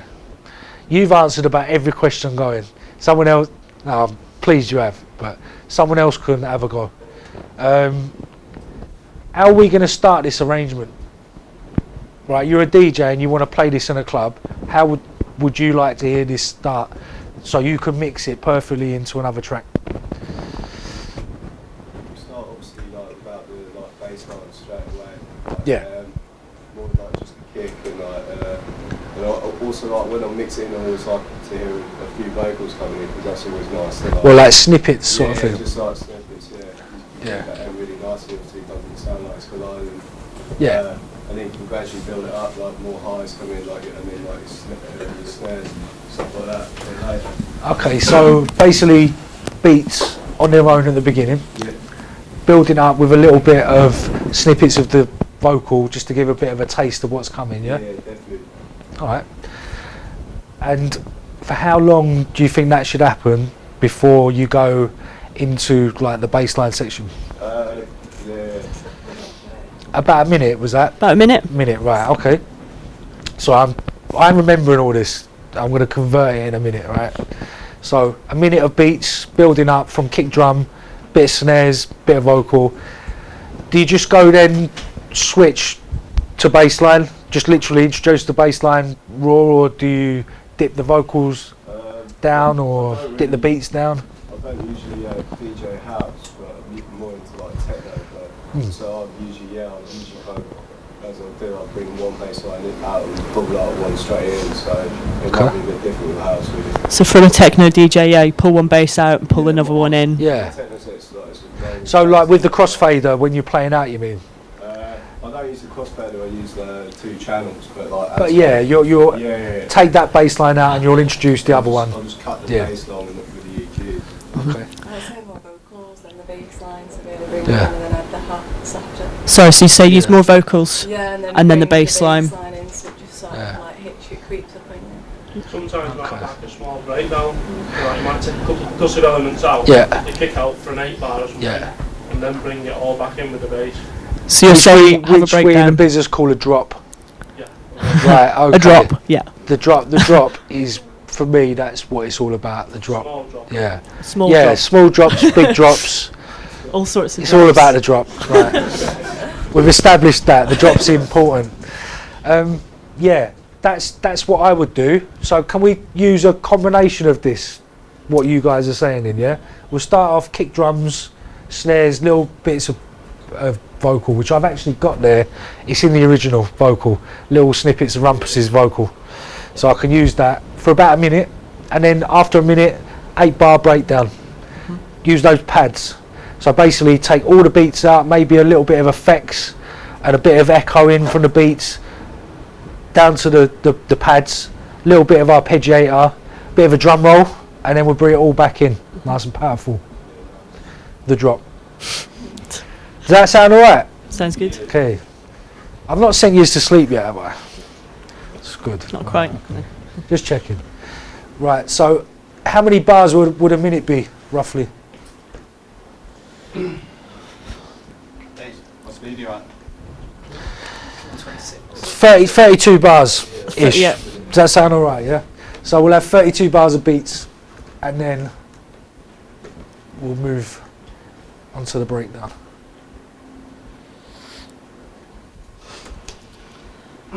Just got a quick question from Twitter. You can choose whether to answer it or not. Do you do any ghostwriting? Are you allowed to say you ghostwrite for it if that's the case? I'm assuming The not. whole point of being a ghostwriter is that Yeah. you're a ghost. Thought it would be. Thought so. But is that a yes, but you can't tell us?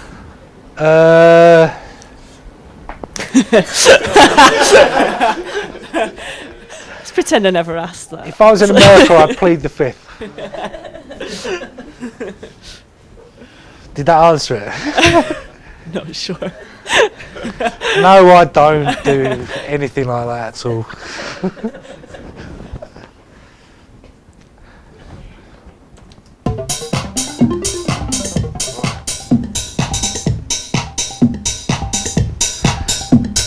So the kick drum at the moment is got a little bit of the 808 underneath it, which gives the bass layer. Do you think that would be best to keep for after the drop or introduce before the drop? Saying after. I'd say after, yeah, because really what you're doing then is saving the power and the impact for when you need it, and it's easier to mix in without any bass at the beginning of a track. I'm sure you all know that.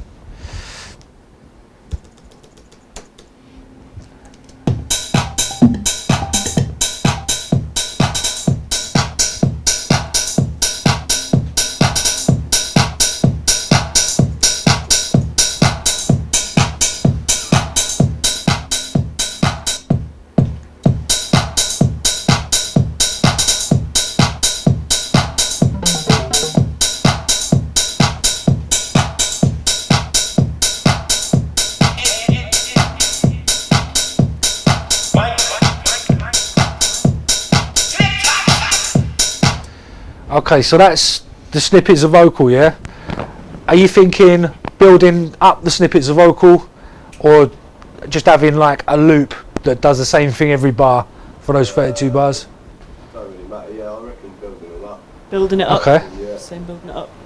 Alright. Or maybe just use a section of the vocal. Yeah, I was going to say if it's just a minute, maybe just keep it the same. If you get me, if it's just a minute. Yeah. Build up to it. Alright.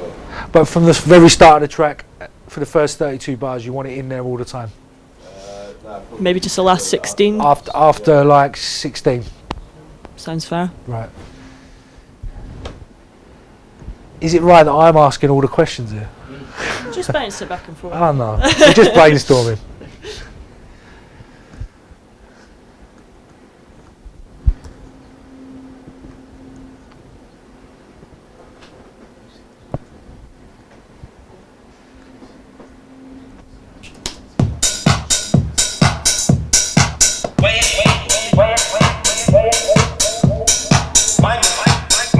Dave, we've got another question. How many instruments do you generally, or instrument tracks do you put in before you start working on the arrangement? Are you kind of happy once you've got sort of bass and drums down and pads? Or Are you on about? before you work on the arrangement and sort of work Ah, backwards? right, okay, yeah. So, When you do it. how How do many you know when you're ingredients, done? sort of Yeah. thing? That's a really good question. It depends how effective your bass line is. It's all about the feeling, really. Because once we've got to the point where it's dropped, yeah, in about 10 minutes, yeah, we'll know if it's rubbish. We'll know. We'll just go, it's not good enough. At that point, we can say, right, are we going to do another bass line, or are we going to add another element, or are there too many elements? We've got to take one away. Because it can be sometimes too many ideas can, hide the good ideas, if you like. Less is more sometimes. But each remix is on its own merits, so we won't know until we get there.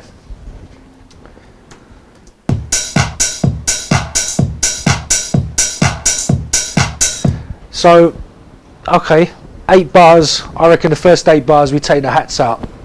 So every 8 bars we've got an element coming in, changing.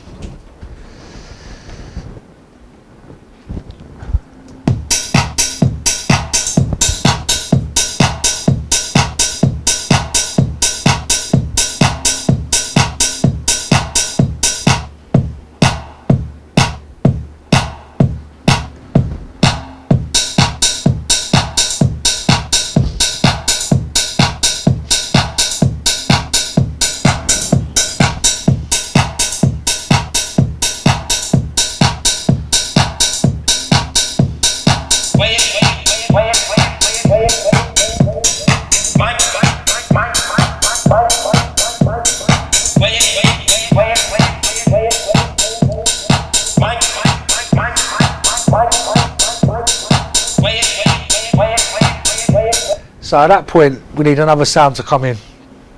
Any ideas? Any white noise? Great idea, right? Like a sweep or something that takes you up to the end of that section. Yeah, sometimes like a strafe I'm using is white noise, because I don't know, personally I think it sounds a bit tacky if it's done wrong. Yeah. But would you just change the cut-off, or would you add a white noise yourself? I've got a really nice white noise sound here, and it is literally just white noise.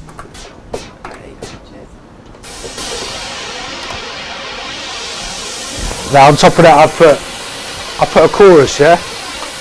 But you can do a really nice build up, and then cut off. Yeah, that's the stuff that makes them go mad when you play it in a club. All right, so we'll put that in 8 bars before the end of the beats, and that will take us up to the end of that section. Maybe put a bit of delay and echo on this sound, so it goes into the drop, the breakdown before the drop, where we've got the pads, and it'll disorient people. Do you know what I mean? On the dance floor, they'll be like, "What's going on?" Bloody great big pad and all this effects. I love that lost look on people's faces on the dance floor, like, what is going on? There better be a drop. I know there's a drop coming, you know. Sometimes they're looking at their watches, you know what I mean? When's it coming? But it is coming. You know, when you hear this sound, it's coming, yeah? Right. Shall we record that in then, yeah?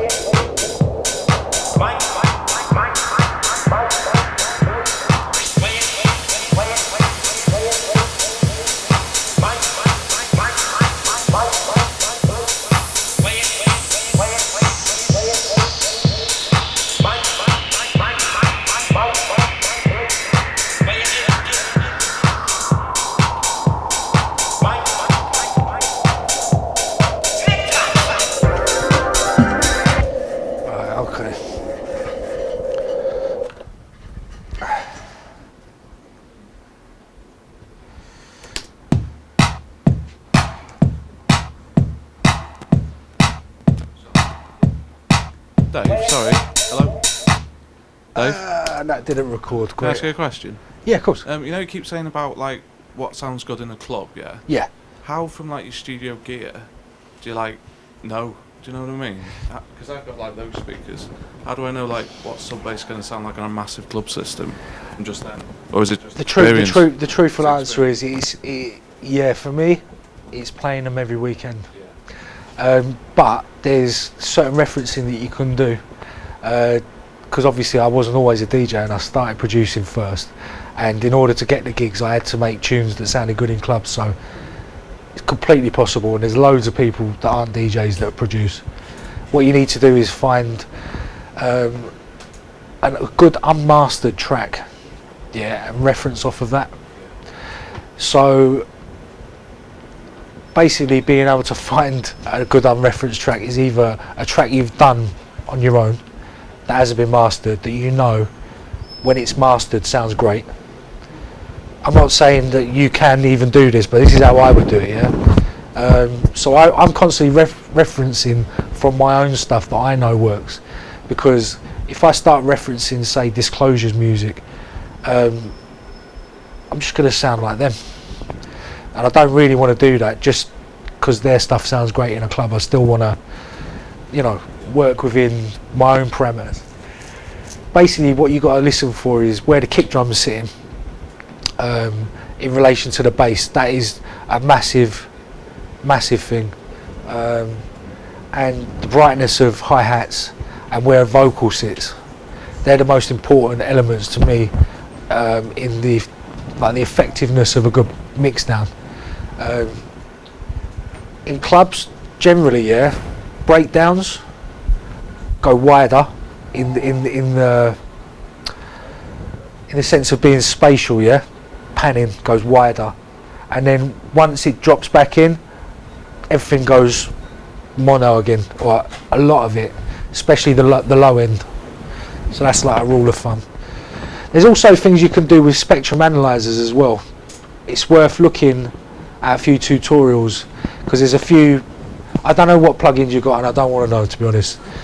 We're not baiting each other up here, yeah.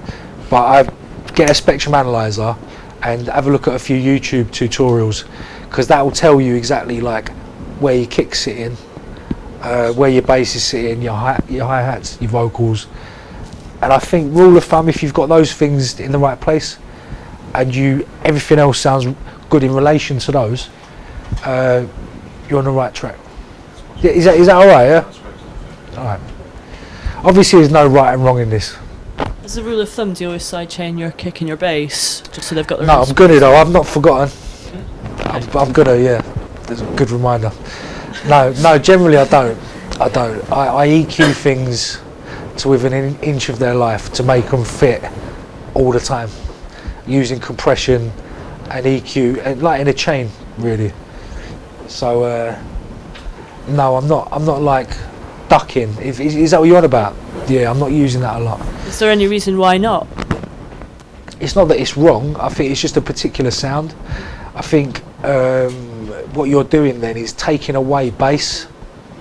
You're thinning out the weight of it, and there's no need to do that. If you can make it all fit, you can maintain that weight.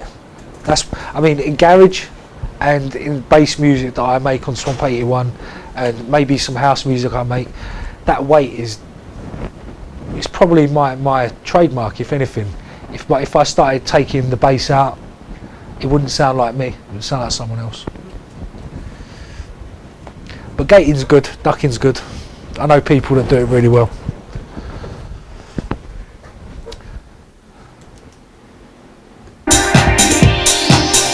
I feel good. I feel good, yes, wonderful, good. Anytime I come in at the dance.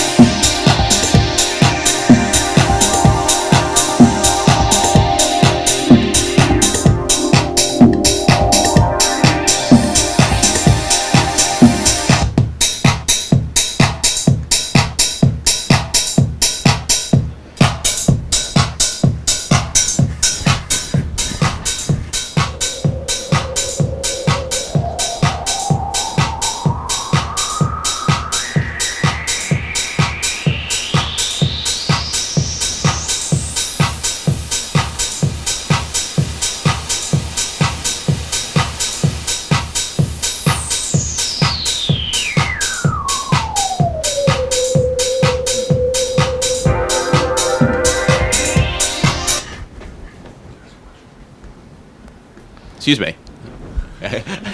Sorry. Polite. It's all right. Better than Oi. Yeah, better than you. I was going to ask you, you said about using stereo imaging during a breakdown. Would you do that in the mix down process, or would you do that in the creation process?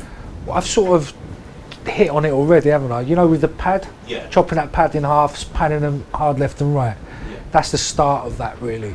So what I would do now, probably to increase that effect, is put some reverb on it. I put those two samples that are running at the same time, those two audio channels, to a bus or a group, depending on what software you use. And then I'd put an effect chain on that bus.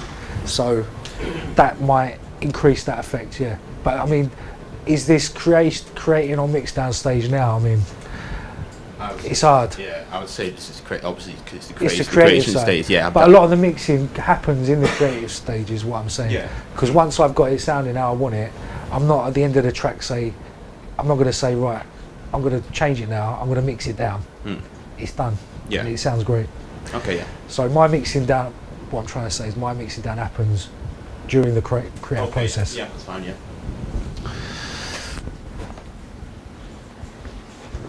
There are a lot of people that do that though on consoles. They'll write the track, all the faders down, right, I'm going to mix it down now. It's old school.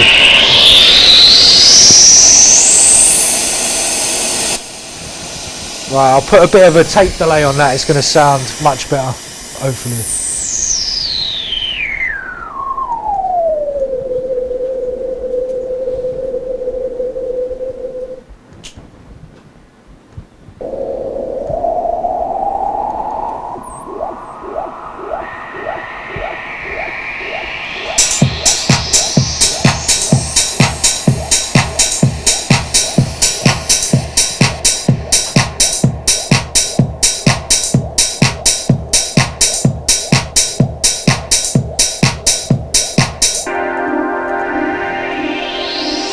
In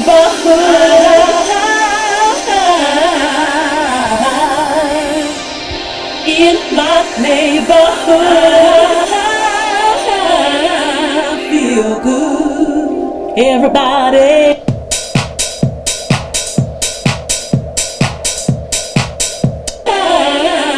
Feel good. Everybody in my neighborhood, where my DJ keeps it real. If you drop it right, gonna make us move all night. So come on, tell me, hood, where my DJ. Okay, so I sort of had in the back of my mind, we've got a nice ladies vocal, which would be a nice contrast to the MC vocal that could come in on the drop, which is sort of how the original works anyway. The breakdown before the drop has got the Nicky's vocal in there. So I'll just play it from the beginning, yeah? It's sort of taking shape as per your suggestions.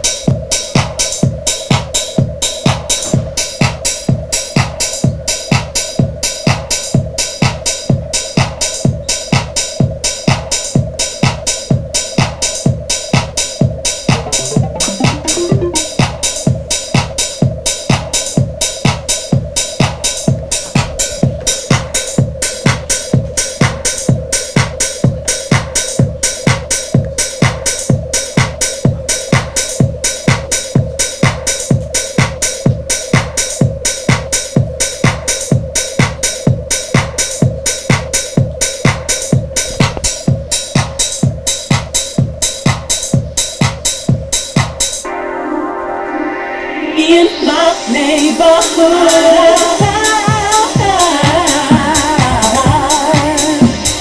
in my neighborhood,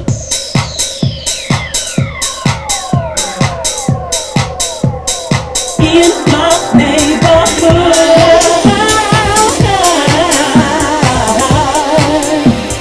in my neighborhood,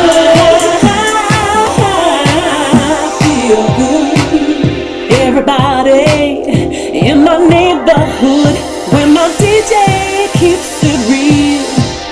If you drop it right, gonna make us move all night. So come on, tell me how you feel. Everybody in my neighborhood, where my DJ keeps it real. Can you just run us through what you're doing, Dave? If you drop it right, gonna make us move. Sorry? Can you just run us through what you're doing? At the moment, I'm just creating the breakdown before the drop. So you're just basically removing elements that have already been in. Yeah. In my neighborhood,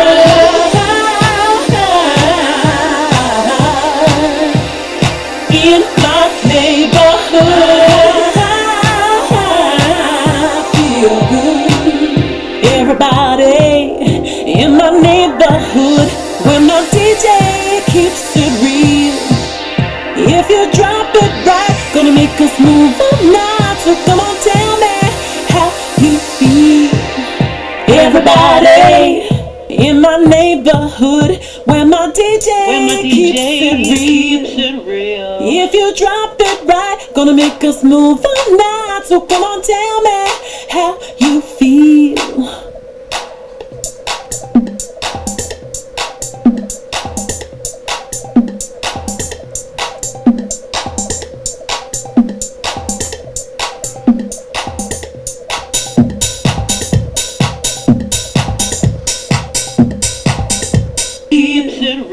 If you drop it right, gonna make us move all night. So come on, tell me how you feel. Tell me how you feel. Everybody in my neighborhood, where my DJ keeps it real.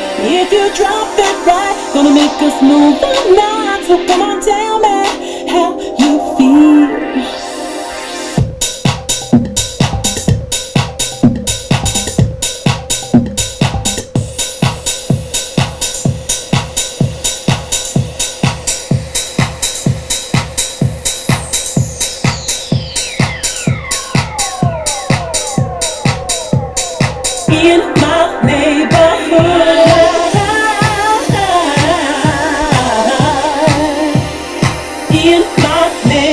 Feel good. Everybody in my neighborhood, where my DJ keeps it real. If you drop it right, gonna make us move all night. So come on, tell me how you feel. Everybody in my neighborhood, where my DJ keeps it real. If you drop it right, gonna make us move all night. So come on, tell me how you feel.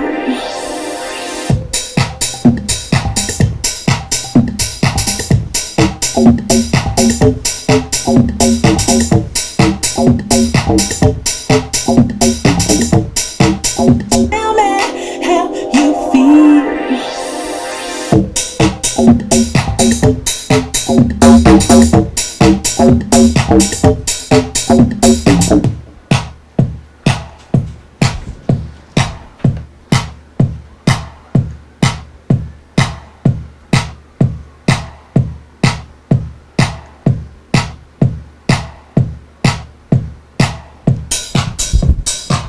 I don't know if you can hear police sirens here, but working here in the studio downstairs, I mean, you'll hear more police sirens in Salford than anywhere else in the world. And they're always in tune. They're always in the right key. It's brilliant. I've recorded many a vocal where there's police sirens in the background.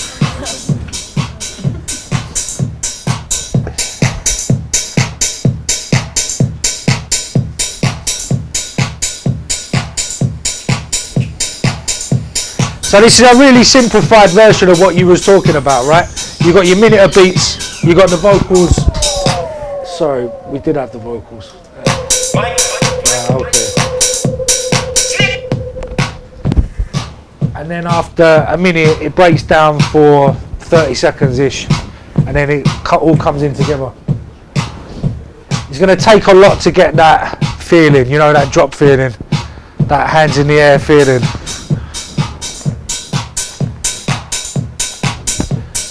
Can anybody else think of some techniques to get it from from breakdown to drop, and for it to hit hard? I would add some delay on the hats right before, and then pull it right down before. Okay. What kind of delay? Like some sort of like ping pong, something like that going on. Okay. Yeah. High pass filtering. On the pad, or it might work well on the pad actually. Yeah. What would you do on Tim? Sorry. Absolutely, you could try it on the beats as well. High pass filtering on the actual beat. I'm thinking there isn't actually any beats like in that section. There's a kick drum. Yeah. We could high pass that. High pass the kick drum maybe.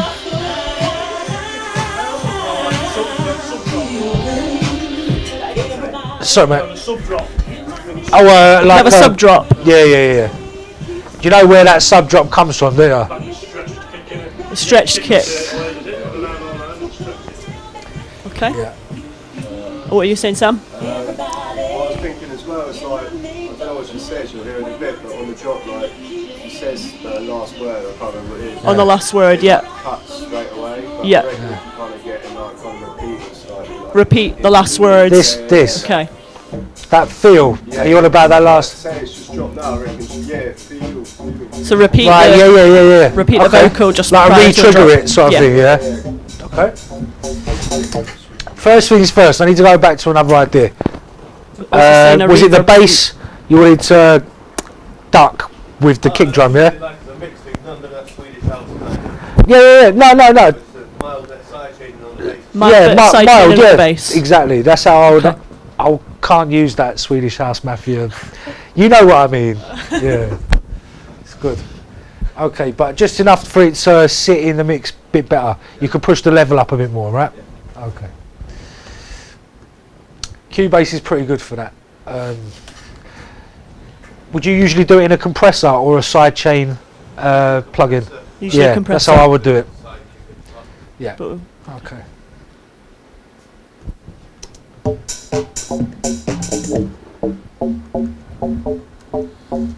you've got about an hour left on the clock there, Dave.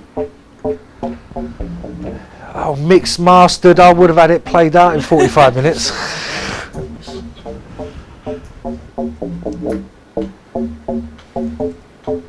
Right, so...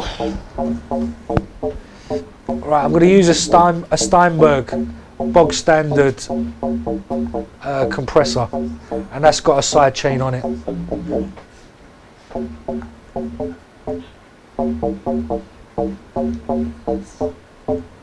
You wouldn't use your UAD stuff, would you? No, not for side chaining, no. But what I will do, I'll start the ducking in a chain, and then I'll add UAD processing on after. For example, putting another compression on, because I don't think it's the best compressor in the world. It will get the side chaining done and the ducking done, but then to give it sort of a nicer shape, I'm going to put other stuff on after.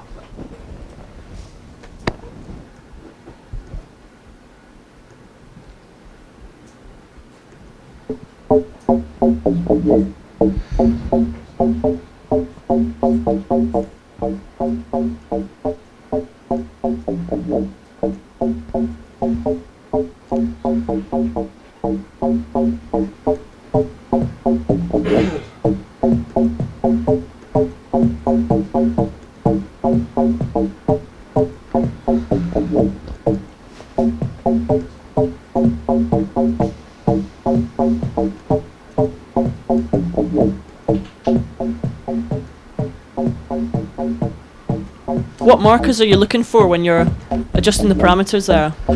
Yeah. What markers are you looking for? What I'm trying to do is, well, it's again a bit of an experiment, but what I'm trying to do is not compress it too much. You can hear that's really severe when the kick drum comes in. Strangled. It completely dips it. That's what we don't want. Yeah. So now I know what we don't want. I'm going to tweak it the other way until it sounds good. Let's turn this up.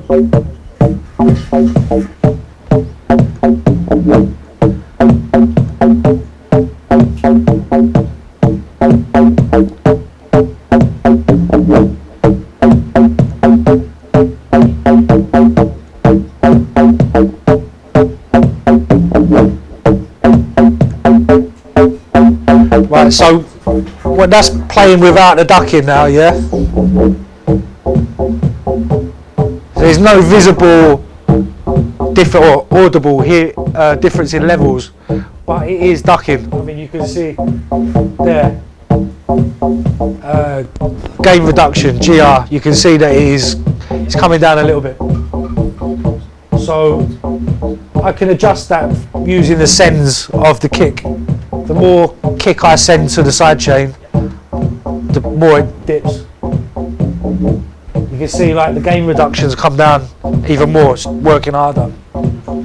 But when I take the solo off now, it should go up. Right, that's what we don't want, because every time the kick drum comes out of the arrangement, your bass just goes through the roof, takes people's heads off, which could be quite nice, but you know, I want to be a bit more subtle than that. So what I'll do, the first time I showed you, that was hardly, you couldn't hear it. This you can hear it too much. I'm going to go somewhere in the middle. Right.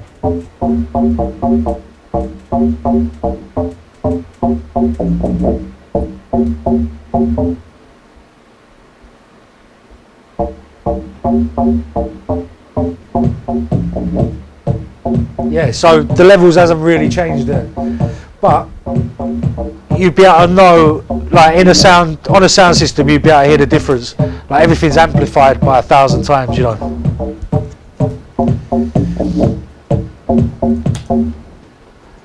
So how was that dealt with then? All right. I just wanted to ask one thing. Do you always side chain it to the kick that's in the track, or do you ever put like A ghost kick. the top of the whole thing?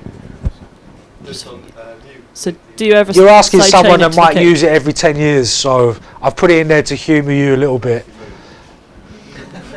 What you're saying is basically you can use a kick track at the top and you mute that kick, so you can have it all the way through, so you don't get that volume transition thing. I understand what you mean. Very good point made.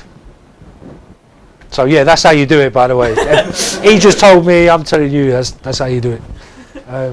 It's not really something that I use too much in my own productions, so You yeah. use that with a lot of different things, though, can't you? I mean, like, those Oh yeah, yeah. like the gates and stuff like that, you know, to sidechain the gates. You can have fun with it. Yeah, you can have real fun with it. Yeah. I know. Like, it's a different kind of music that I make, where I'm not really having to overthink these things. It's like these techniques aren't really in the repertoire for UK garage. Do you know what I mean? It's not like in a breakdown. Maybe like if you listen to a DJ Zinc track, for example, he does a breakdown where there's a big pad build up and white noise and all the rest of it. And sometimes I've noticed recently, since he's been making house, he's using that ducking thing quite a lot. Shadow Child's another one that I noticed he's using it quite a lot as well. So there's a lot of people that do. I'm not telling you don't use it for garage or whatever, but it's just I personally don't. Right, so where are we at then? We're up to the drop part. I know the drop's not working. I won't play it right now. I want you lot to tell me why it's not working. I'm just going to put it from like the beginning of the breakdown.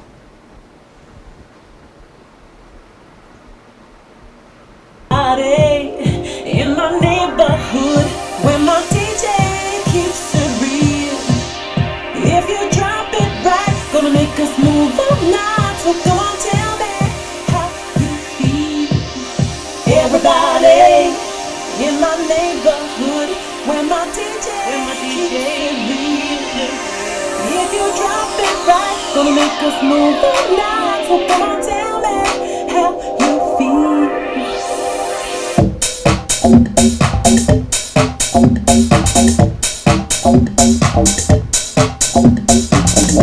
Right, come on in. Brutal honesty, people. This is another thing that's needed in the studio at all times. Tell me why it's not working. Not enough impact. Not enough impact. Right, okay. What impact in what part of the beat? In what area? I mean, the beats. There's kick drum. There's claps. There's hats. Maybe not enough build up. What you've been hearing, yeah. The transition. I agree with you. There's not enough impact. I wouldn't say it's the beat that's not got the impact, because the kick drum played loud enough, it'll be great. It'll keep a dance floor. But I think what it is the bass line's just not working with the beat. Okay. Simple as that. We can make it that into what we want, something that would work, or we could play something else completely. Playing something else might mean that whatever we play next might not go with the pads, which are lovely. So what I'm going to try and do is just use the first couple of notes of the bass line. I think what it is too melodic. I think there should be a melody, and this is not criticising you, mate, because I know it's the first thing that come off your top of your head. But I'm going to try and take the first couple of notes of it, make something a lot more repetitive for the dance floor. Does that sound alright, yeah? Okay.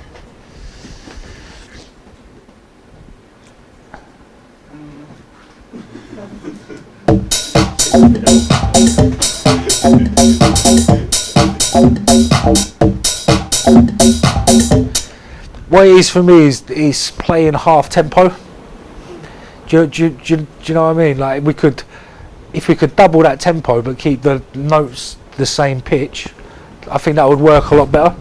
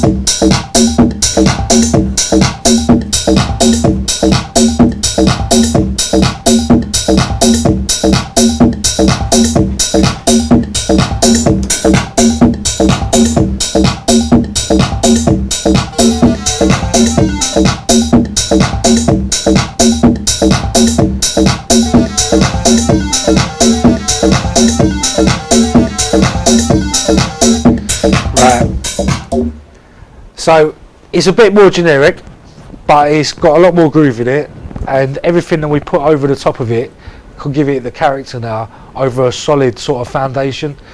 Like I found with house music, less than garage music really. Garage can rely melodically on the bass line being the melody of the track. House generally doesn't. You know, the bass line can be a bit melodic, but there's other elements that you can put over the top to give it that melody, especially if there's a vocal in place as well. So I'm not too worried about it sounding boring, a little bit boring on its own. You get what I'm saying?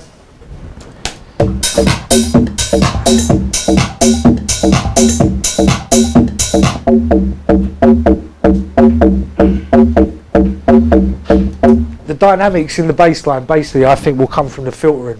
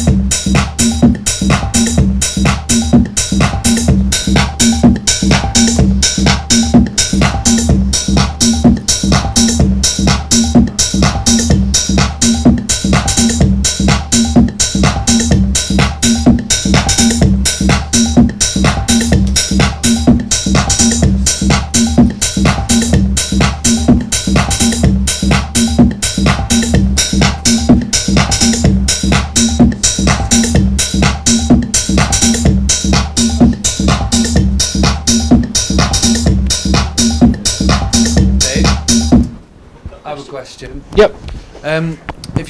If you wanted to sort of make a sub using this bass, would you kind of put this on another channel and use EQ to boost the low end? Should we do that now? Because I was going to do that. Is that how you would I'm do not it? just saying it because you've just suggested it. Is that I'm how not trying you to would steal do your it? thunder. Yeah. All right. Completely. We'll do that now, yeah? All right. I'm going to make a duplicate of the track, and I'm going to make one sort of predominantly low mid and upwards, and then the other one is going to be sort of 150 hertz downwards. Yeah. And you know when you said about adding harmonics to the bass, which you can hear and it does sound really good. Yeah. How do you make sure that there's no sort of clashing frequency, like so that it sounds slightly detuned? Is it all by ear basically? It's all by ear. Yeah. I mean, it's if there's a problem crops up, fix it rather than being preemptive. You see, this is another thing with sidechaining. It's like if there's a problem, use a sidechain to sort it out. It's like a tool that you can use to sort a problem out. But it's become like a technique. I'm going to use that problem solving technique as a style. So do you get what I'm saying? Like I see it in a different way to a lot of other people would see it. If I had a problem where the bass wasn't loud enough in the mix, and the only way I could sort it was with ducking or doing this thing, the duplicating the tracks, separating the frequencies, that I use a lot more to sort the same problem out.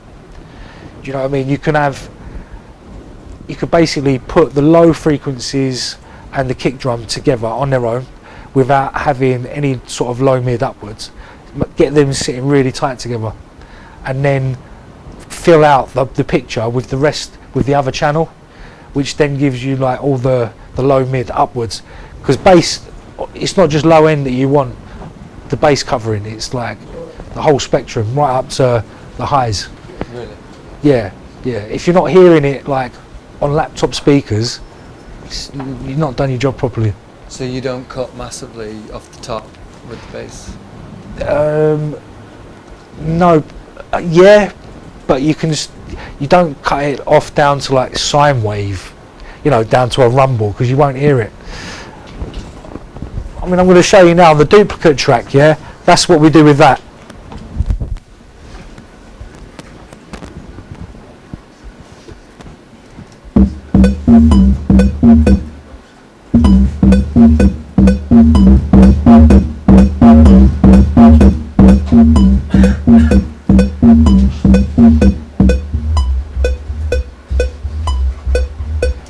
So on the sub, I'm going to take the delay off because it's just making it muddy.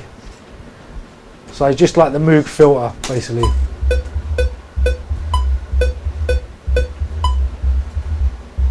And then I'm going to high pass this one in now. And did you say you're doing that at around 150 hertz? Where are you cutting it? Sorry. In here, I'm doing it to my ear. Rule of thumb, yeah, 150 hertz, because that's sort of where the kick drum lies. And I don't want it to be on that particular channel. I don't want it to go above the frequency of the kick drum. Yeah. After 3 hours looking at a screen, I can hardly string a sentence together, people. So I do apologise. Right, so this, at the moment we've got the sub channel and then the other one. Now I have I've low passed that, brought the frequency down on it, so it's not playing right the way up. It can do at any point, because I can automate it to do so, which gives the track dynamics. But I'm going to high pass it, so on that particular channel there won't be any sort of sub bass in it at all.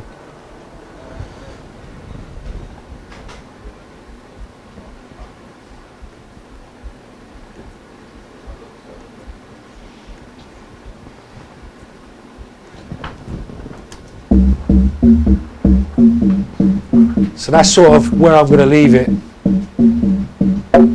it can go all the way up there through automation, which will add a little bit of dynamics, give it a bit of oomph.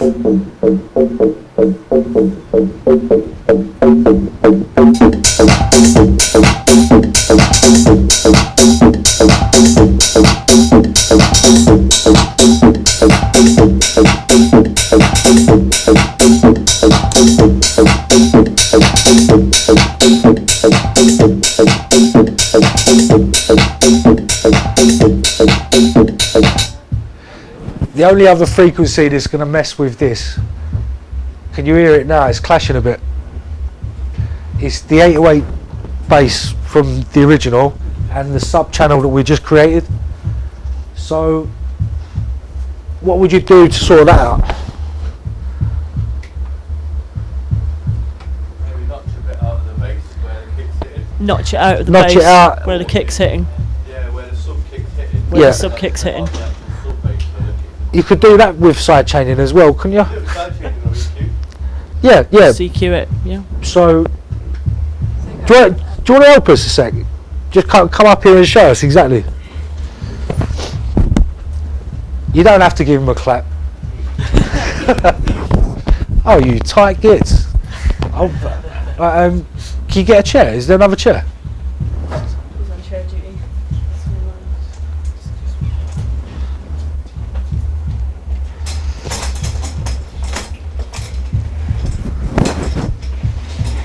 Because this is crucial, really, isn't it?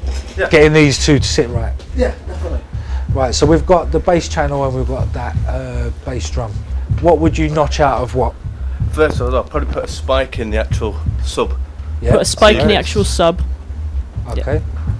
And sort of sweep it along to see if there's any sort of something sticking out we don't like. Sorry. Okay. I'll probably put a spike in the sub. What, in the low mid? In the low mid. Yeah. Sweep it along a bit. See if there's any sort of frequencies that sort of stand out. If there was, probably then just sort of notch it out a little bit. Okay. Right, so is this kind of like a narrow or? Yeah, I'll keep it relatively thin, relatively small. Yeah, okay. Right. So sweeping it from what, low to? Yeah, just sort of like your sub bass is probably around about what, between 80, yeah, there. So ideally what we want to do is keep that frequency in, Yeah. and we want to notch out of the bass drum that frequency so they're not clashing, right? Yeah, absolutely. Right. Do you want to do that with EQ on the bass drum, or do you want to sidechain it, or both? Try both. Right. Try. Sweet. Okay. Yeah, it's right in the same frequency, right?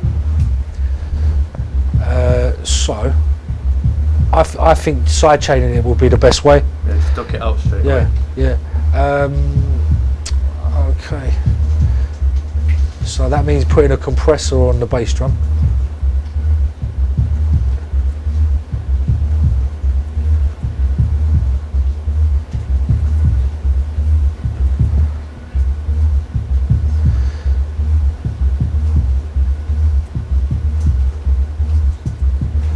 It's already sounding better, right? Yeah. Just with a bit of compression.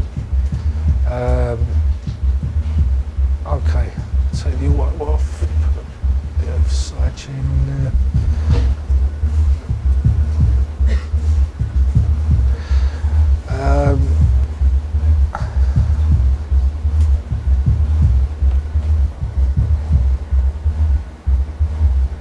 So what we're going to use the trigger as the trigger for As that. the trigger, probably the sub kick or the The normal same- kick. the same Maybe sub even kick. the punchy kick, but probably the sub kick because then it'll come out the right amount. Yeah, right. So we're ducking the sub bass, yeah? Yeah. Right.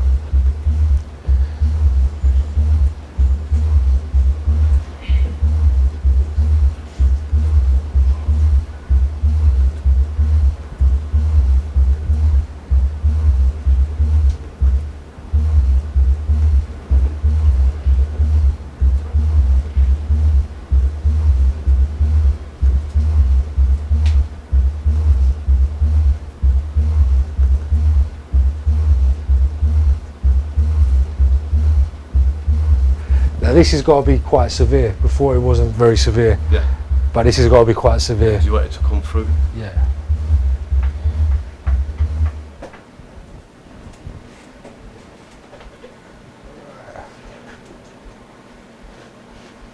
So we can get rid of that.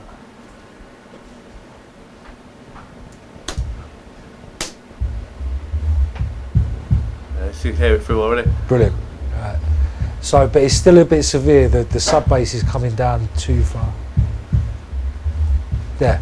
Yeah. Sweet. Yeah, got them both. Right. Did anyone else clockwork went on there? I don't know how well you can see that, but yeah, we just sorted that out. Nice one. Oh, come on, give him a clap. Brilliant. That was like some surgery going on right there. So now they can live happily ever after. We've kept all the weight in the right places. Okay, just recap on that. So you took the sub bass and you used that as the source for the 808 so that it notched it down or ducked it when it was coming through. The 808 bass drum, Yeah. that's the trigger Okay. for the ducking. Yeah. So whenever that comes in, The subs. the sub dips Yeah. to accommodate the bass drum.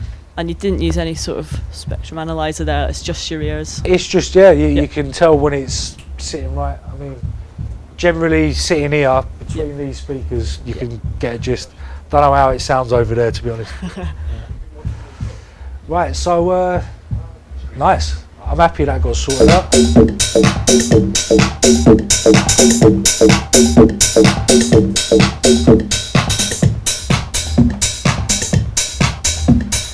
Right, so the other bass tone is sounding a little bit separated from the rest of it now. We need to like gel it all together a bit. So I'm just going to glance on this real quick because we're not. How much time we got left? About half an hour left. We started sort of 10 minutes left. I rate we can get a mix down done. Yeah. Okay. Some group channels. I want to group together a few of the elements just to give them a bit of glue, bit of gelling together.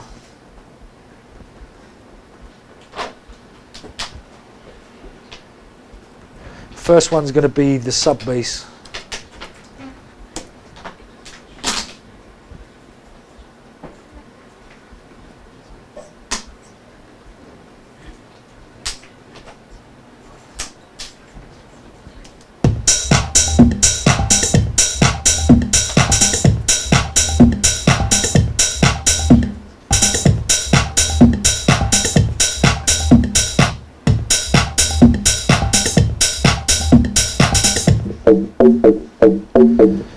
Right, so I think I've high-passed that a bit too much. It sounds well separate from the rest.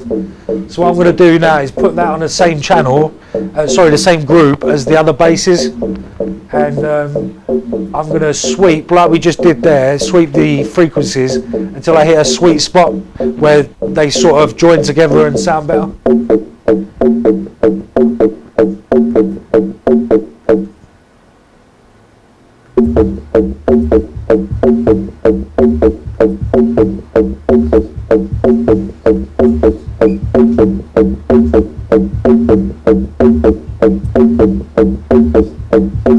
That sounded pretty sweet now. Sorry, what are you sweeping there? It's a high pass filter that I've put on the duplicate bass track. The bass track that gives you all the mid frequencies of the bass line. Can you see, like, I've got two tracks. I've duplicated the bassline track. One is filtered down with a sub, the other one is high passed. So what I'm doing now is just finding the right frequency to high pass so it. Sit together nicely. Yeah, because I'd taken too much out of it initially and they weren't sitting very well together.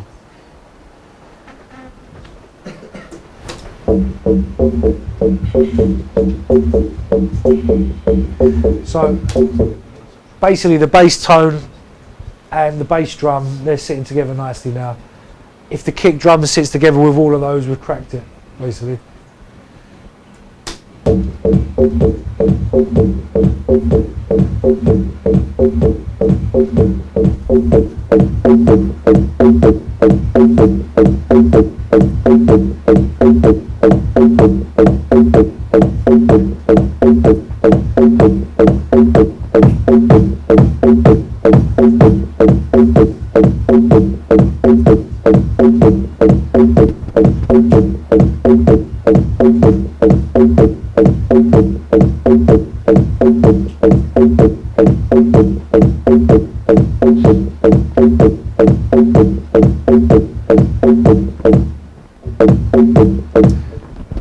Has anybody used UAD plugins? Do you know what they are? Yeah. Now, basically, if you ever need to buy another plugin set up, I'd really recommend these things. They're brilliant. There's a few tools that I use every day, like this VOG. I'll put it on my kick drums and bass lines. Basically, it might take me 10 minutes to explain what it does exactly, but you can hone in on certain frequencies and it will boost the frequency, but at the same time it will cut a curve around it. So you can boost, say, 100 hertz, and then it will cut a curve. It's cutting off like down to about 30, 40, and then 100, 150, it will dip those frequencies. At the same time as boosting, it will cut at the same time. So it's a handy little tool, really, where you want to clear something up but still keep a bit of punch. I'll show you what it does to kick drums anyway. What's that plugin called, sorry? It's called The Voice of God. Okay. Yeah. VOG.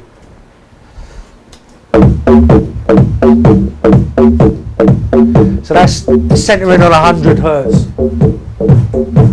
And that's boosting 100 hertz. But at the same time it's boosting 100 hertz, it's dipping the frequency slightly above it and slightly below it.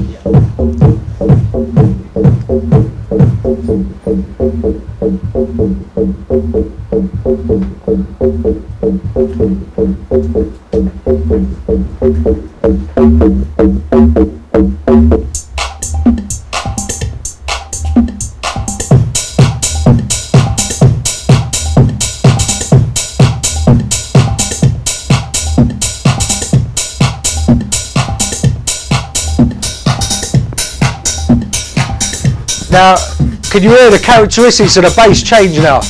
It's like, it's rising and swelling, and that's the compression and all the ducking and everything is.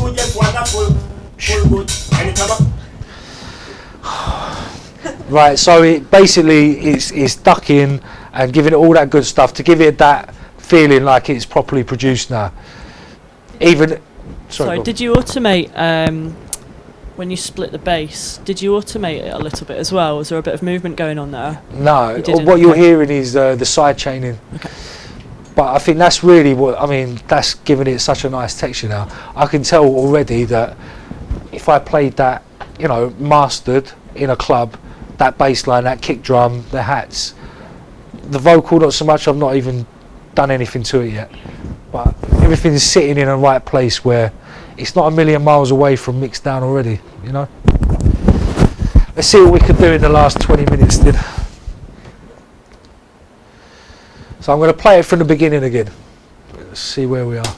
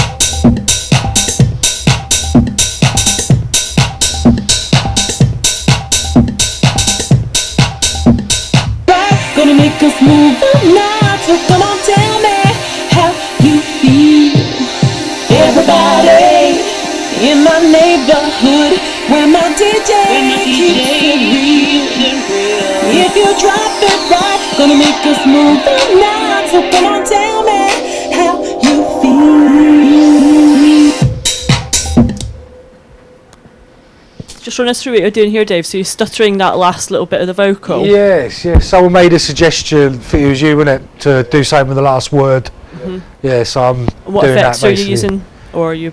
I'm chopping the audio, the last word, and I'm just re-triggering it every 1/8 dotted.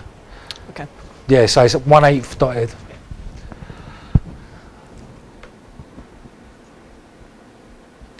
neighborhood where my DJ keeps it real. If you drop it right, gonna make us move the night. So come on, tell me how you feel.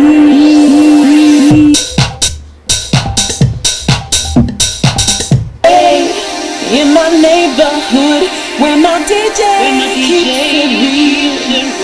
If you drop it right, gonna make us move the night. So come on, tell me how you feel.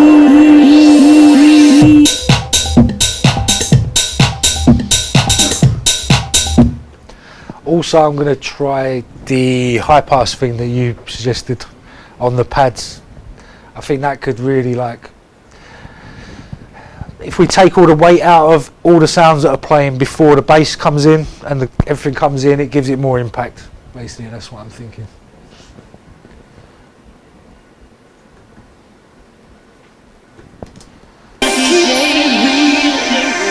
If you drop it right, gonna make us move the night. So come on, tell me how you feel. Neighborhood where my DJ keeps it real. If you drop it right, gonna make us move the night. So come on, tell me how you feel. DJ keeps it real.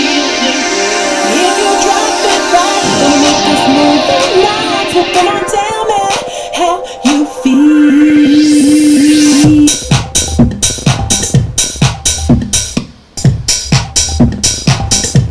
In my neighborhood where my DJ keeps it real.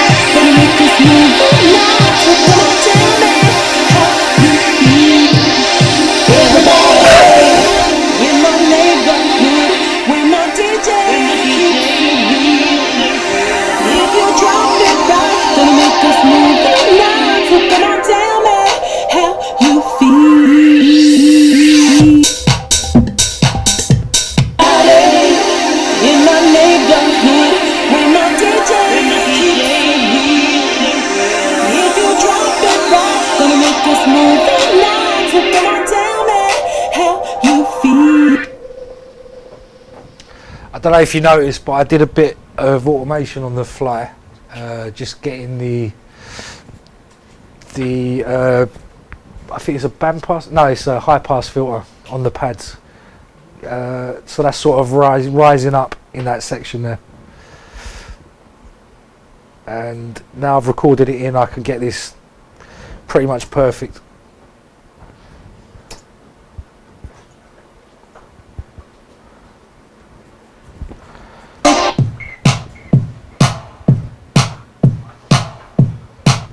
In my neighborhood where my DJ keeps it real.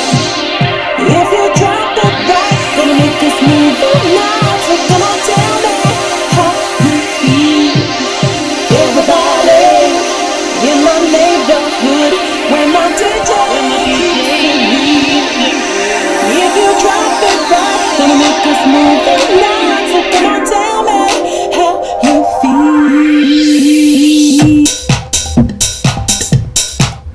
So that drops a bit healthier now, I think. A lot healthier. Okay, we've got the bass line. That's just playing the sub at the moment, which is, I know that's working. So when we put the other track in there, it's just gonna, it's like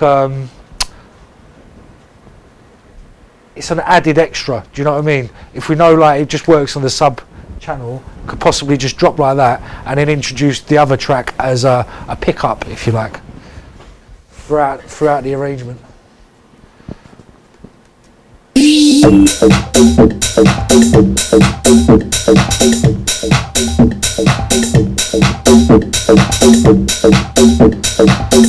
I'll probably do that by using this filter.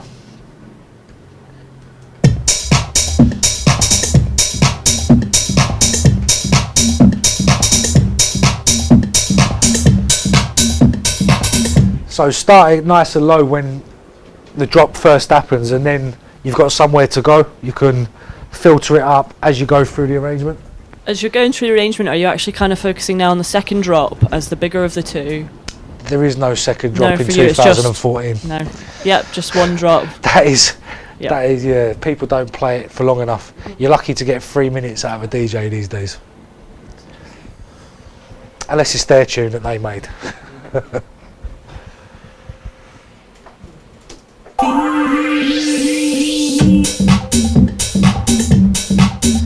Yeah, I mean, all jokes aside, we are going to make a second drop. Okay. Might not get ever played though. You know? It's just the thing.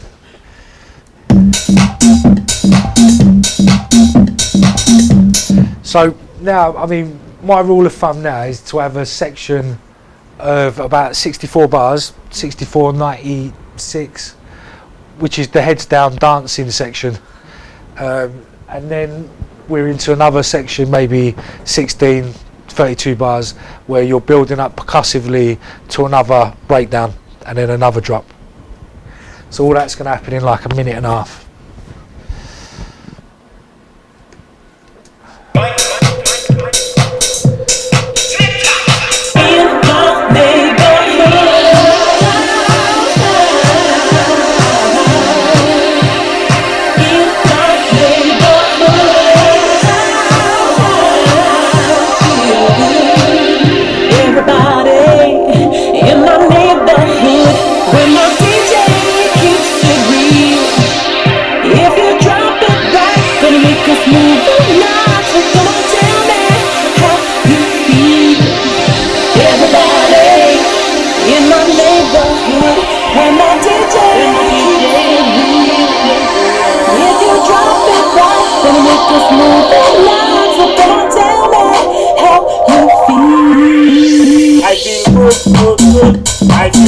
Wonderful good. Anytime I come in at the dance, I listen to the man in my neighborhood.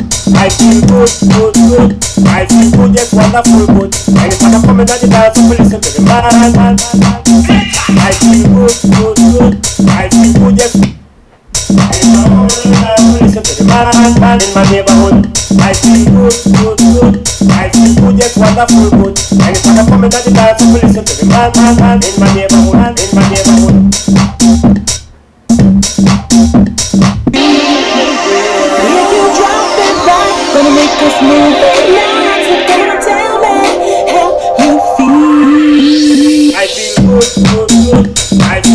Wonderful good. Anytime I come in at the dance, I listen to the man in my neighborhood. I feel good, good, good. I feel good, yes, wonderful good. Anytime I come in at the dance, I listen to the man. I feel good, good, good. I feel good, yes, wonderful good. Anytime I come in at the dance, I listen to the man in my neighborhood. I feel good, good, good. I feel good, yes, wonderful good. Anytime I come in at the dance, I listen to the man in my neighborhood, in my neighborhood.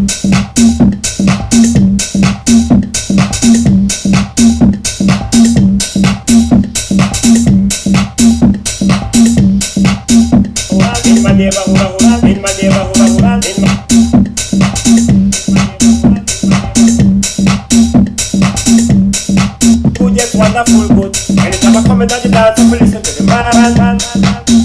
I feel good, good, good. I feel good, yes, wonderful good. Anytime I come in at the dance, I listen to the man in my neighborhood. I feel good, good, good. I feel good, yes, wonderful good. Anytime I come in at the dance, I listen to the man in my neighborhood, in my neighborhood.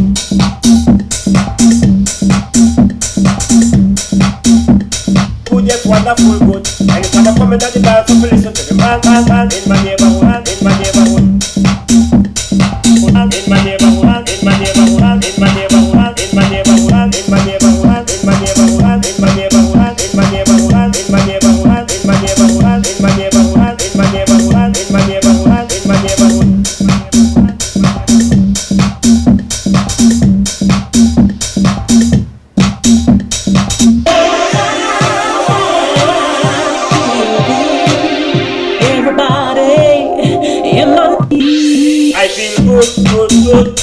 feel good, yes, wonderful good. Anytime I come in at the dance, I feel listen to the man in my neighborhood. I feel good, good, good. I feel good, yes, wonderful good. Anytime I come in at the dance, I feel listen to the man. I feel good, good, good. I feel good, yes, wonderful good. Anytime I come in at the dance, I feel the man in my neighborhood. I feel good, good, good.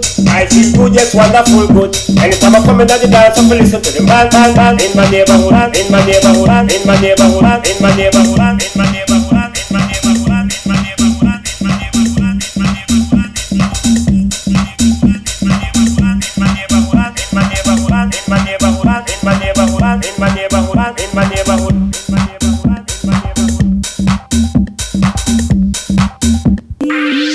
I feel good, good, good. I feel good, yes, wonderful good. And I'm in the dance, I feel listen to the man in my neighborhood.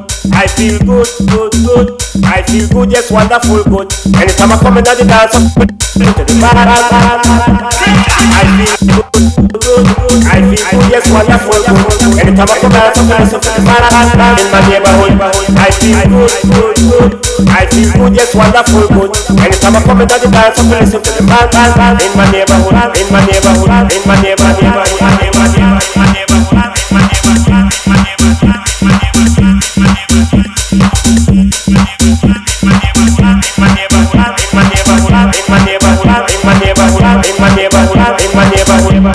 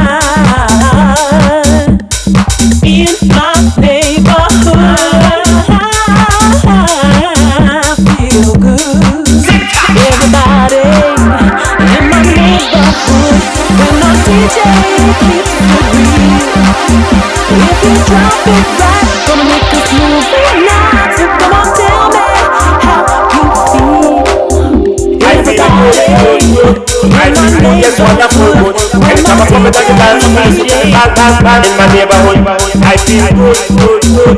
I feel good, yes, wonderful good. Anytime I If you drop it right, gonna make us move tonight. So come on, tell me how you feel. I feel good, good, good. I feel good, yes, wonderful good. Anytime I come in the dance, I feel listen to the man in my neighborhood.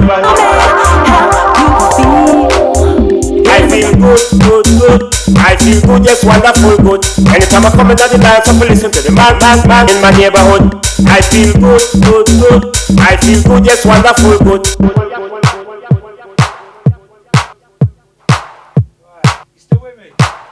Alright, so I've taken it now from that drop, and then we've had 60 odd bars. I mean, I've not really been counting the bars, it just feels right to me where it's changing.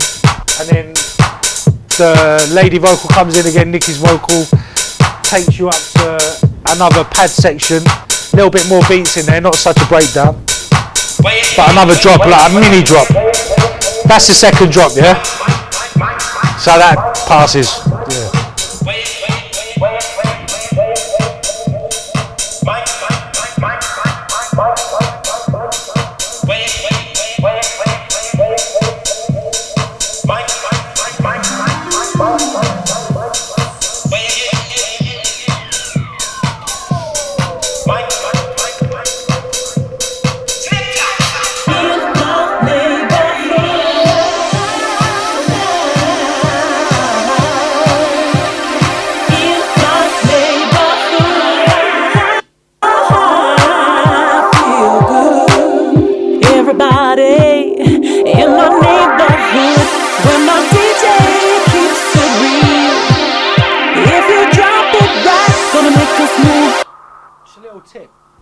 pads and vocals, they sound really good together, but sometimes pads swallow up a vocal, and it's a little like get out of jail free card. 500 hertz is a really good frequency to boost on a vocal and to dip on the pad at the same time, to create a bit of what I used to think was high mids on a vocal. If you're boosting it, you're bringing the vocal up, you're EQing it right. All you're doing is adding sibilance.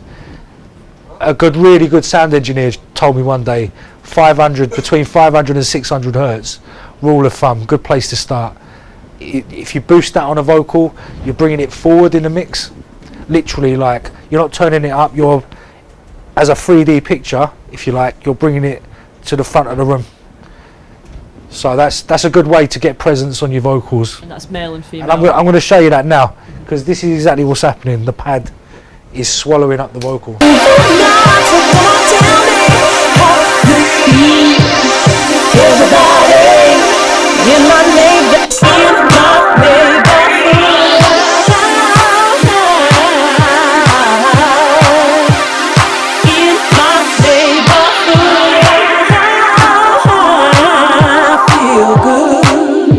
Everybody in my neighborhood, when my DJ keeps it real.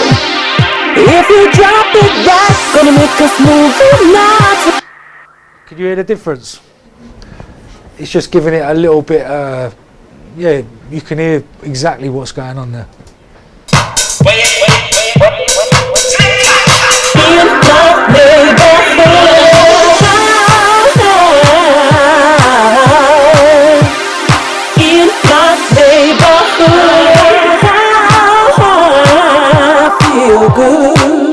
Everybody in my neighborhood, when my DJ keeps it real. You drop it right, gonna make us move it now. So come on, tell me how you feel. Everybody in my neighborhood, when my DJ keeps it real. If you drop it right, gonna make us move it now. So come on, tell me how you feel. I feel good. I feel good, yes, wonderful good. Anytime I come into the dance, I'm listen to the band in my neighborhood. If you drop it right, gonna make us move it now. So come on, tell me how you feel. Everybody in my neighborhood, when my DJ keeps it real. If you drop it right, gonna make us move it now. So come on, tell me how you feel. I feel good. I feel good, yes, wonderful good. Anytime I come into the dance, I'm listen to the man in my neighborhood. I feel good. I feel good, yes, wonderful good. Anytime I come into the dance, I'm listen to the man. I feel good. I feel good, yes, wonderful good. Anytime I come into the dance, I'm listen to the man in my neighborhood. I feel good. I feel good, yes, wonderful good. Anytime I come into the dance, I'm listen to the man in my neighborhood. In my neighborhood. In my neighborhood. In my neighborhood. In my neighborhood.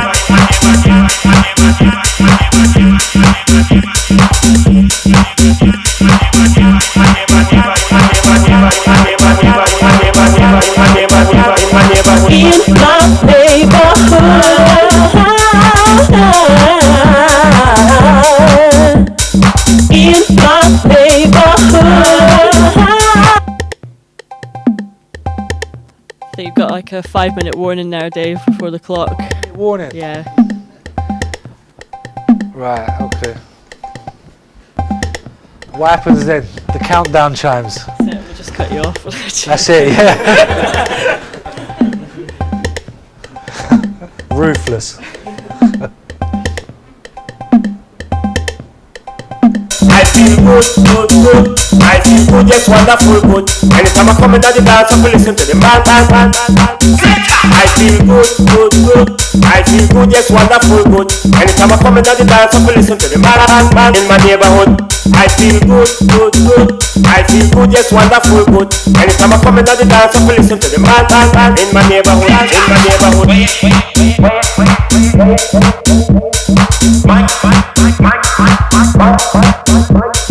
Wait. Feel good. Everybody in my neighborhood, where my DJ keeps it real. If you drop it right, gonna make Man in my neighborhood, I feel good, good, good. I feel good, yes, wonderful, good. Anytime I come in the dance, I listen to the man. If I had more time, basically I'd get that sound, that arpeggiator out, and I think that would be the icing on the cake. But time's run out on me. Unfortunately. Don't start throwing bottles and rotten eggs and stuff. So, yeah, what I would do now, normally I would mix it down, and I would then get stems done, and I would take it to this man here. Have you ever seen him before? This hench-looking French guy over here. Yeah. Basically, Christoph's my neighbour downstairs.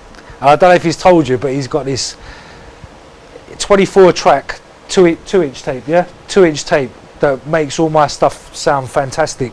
So what I do is bounce that into 12 stereo stems and get it put onto tape, and then Christoph would put it from tape back into a WAV, so I get a tape effect. And if you're wondering like how my tunes sound the way they are, a lot of it's to do with that. I just thought I'd say that because Christoph's never going to tell you, but if you want any taperizing, he's the go-to guy.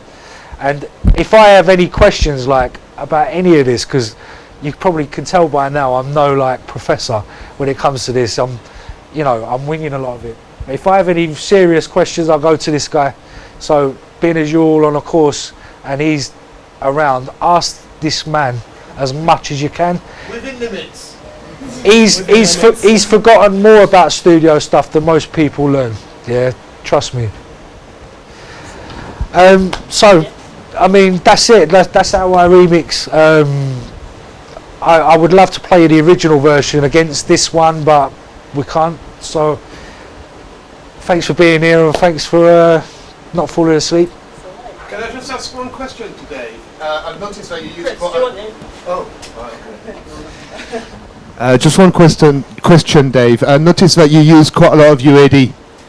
Yeah, a lot of UAD. Have you got that bypass so we can listen before and after? On the control panel. No? Well, yeah. I've been talking to you guys, to my students, a lot about UAD too. So let's see what difference it makes in the sonic aspects of a mix, if we can. All right, let's see what I can do. if you drop it right, gonna make us move tonight. So come on, tell me how you feel. I feel good, good, good. I feel good, yes, wonderful, good. Anytime I come in the dance, I listen to the man in my neighborhood. I feel good, good, good. I feel good, yes, wonderful, good. Anytime I come in the dance, I listen to the man. I feel good, good, good. I feel good, yes, wonderful, good. Anytime I come in the dance, I listen to the man in my neighborhood. I feel good, good, good. I feel good, yes, wonderful, good. Anytime I come in the dance, I listen to the man in my neighborhood, in my neighborhood, in my neighborhood, in my neighborhood, in my neighborhood, in my neighborhood, in my neighborhood. Yeah, cool. Yeah. Definitely can hear the difference, can't we? Yeah? Alright, thank you. I just wanted to point that out to everybody, that I've just not tried to sell you AD. Just letting you know, you should get the it. new sales rep for I should be, really. Got me sold, mate. Before we wrap up, is there any quick questions, like anything? Go on, Shabazz. I know that you're on your label, so if people wanted to submit something to your label, you to listen to, what's the best way to do it? If people want to submit music to your label, what's the best way to do it? Right, okay. You can, I mean, the label's called Biasonic, BIASONIC, and the email address is info@biasonic.com. Cool. And please do, like, all of you, anyone out there as well, always looking for some good tunes to play out and possible signings. Any more questions before we wrap it up? Can I ask you how long it actually takes you to make a full track? 3 hours. No. I could almost answer for you on that one. Usually it turns up about 6-7 o'clock at night, Like 6 o'clock in the morning, it's done. 6 o'clock at night, 6 o'clock in the morning, it's done. Rule of thumb, yeah. I mean, right now, I'm a night owl. I'm a night owl, yeah. When everyone's gone to sleep, I'm usually beaving away, tweaking knobs and compressing and side chaining. Not. So 12 hours. 12 hours. I mean, I try not to give it a time limit. If it needs a bit longer, I do. I often go back and revisit stuff. Like I'll live with something that I consider to be finished. Might even write finished on the WAV, but I'll give it 2 weeks and then come back to it, play it in the car, play it around a few pals' places, and if it needs a little nip and a tuck, then I'll give it one. Any last questions? Do you know where you get anywhere you can get some good stems from that you can like kind of practice to remix from? Right. Well, some people do remix competitions online. Best to like search on Twitter or Facebook remix competition. Beatport as well. Yeah. Beatport do remix competitions quite regularly. Yeah. And SoundCloud. Yeah. But I mean, it's always good to deconstruct something you've done yourself as well. Bounce it into stems, a track that you think you've finished, and then think, right, I'm going to take it somewhere completely different. Because that really is the essence of remixing, taking someone's song, including your own, and taking it somewhere completely different.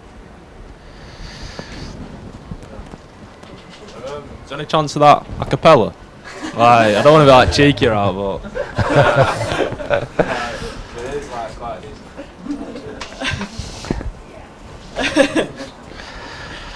no problem. Any more for any more? We're all good. Okay then, Dave. All right, look. You want it. Who else wants it? Me. All right, look. This is what I'm going to do with your blessing. I'm going to open up a remix competition to you guys and anybody out there in the interweb land. So I'm going to upload these vocals and anybody can remix it. And if any good ones come back, then we'll have to sort out a little prize. But I mean, Lucy, you can make this happen, yeah? Yeah. All right. Put it on the Midi School See what you website. started now. Yeah. Oh dear. I can't just give it to one person, can I? You'll just leak it, won't you? Cool. That's like the soulful, like, you know, when, is it the one? Yeah, Nikki, yeah. I like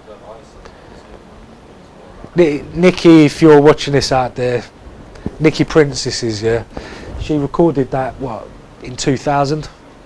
And then re-recorded it again 9 years later, 10 years later. It was 10th anniversary.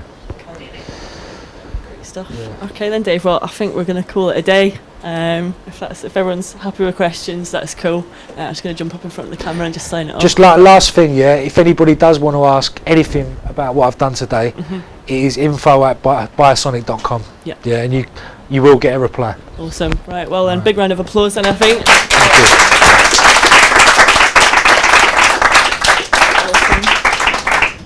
Cool, yeah, and thanks for watching online. This has been MMS Sessions at Manchester Midi School. Thanks. Awesome. Thanks so much, guys. Cool. What a great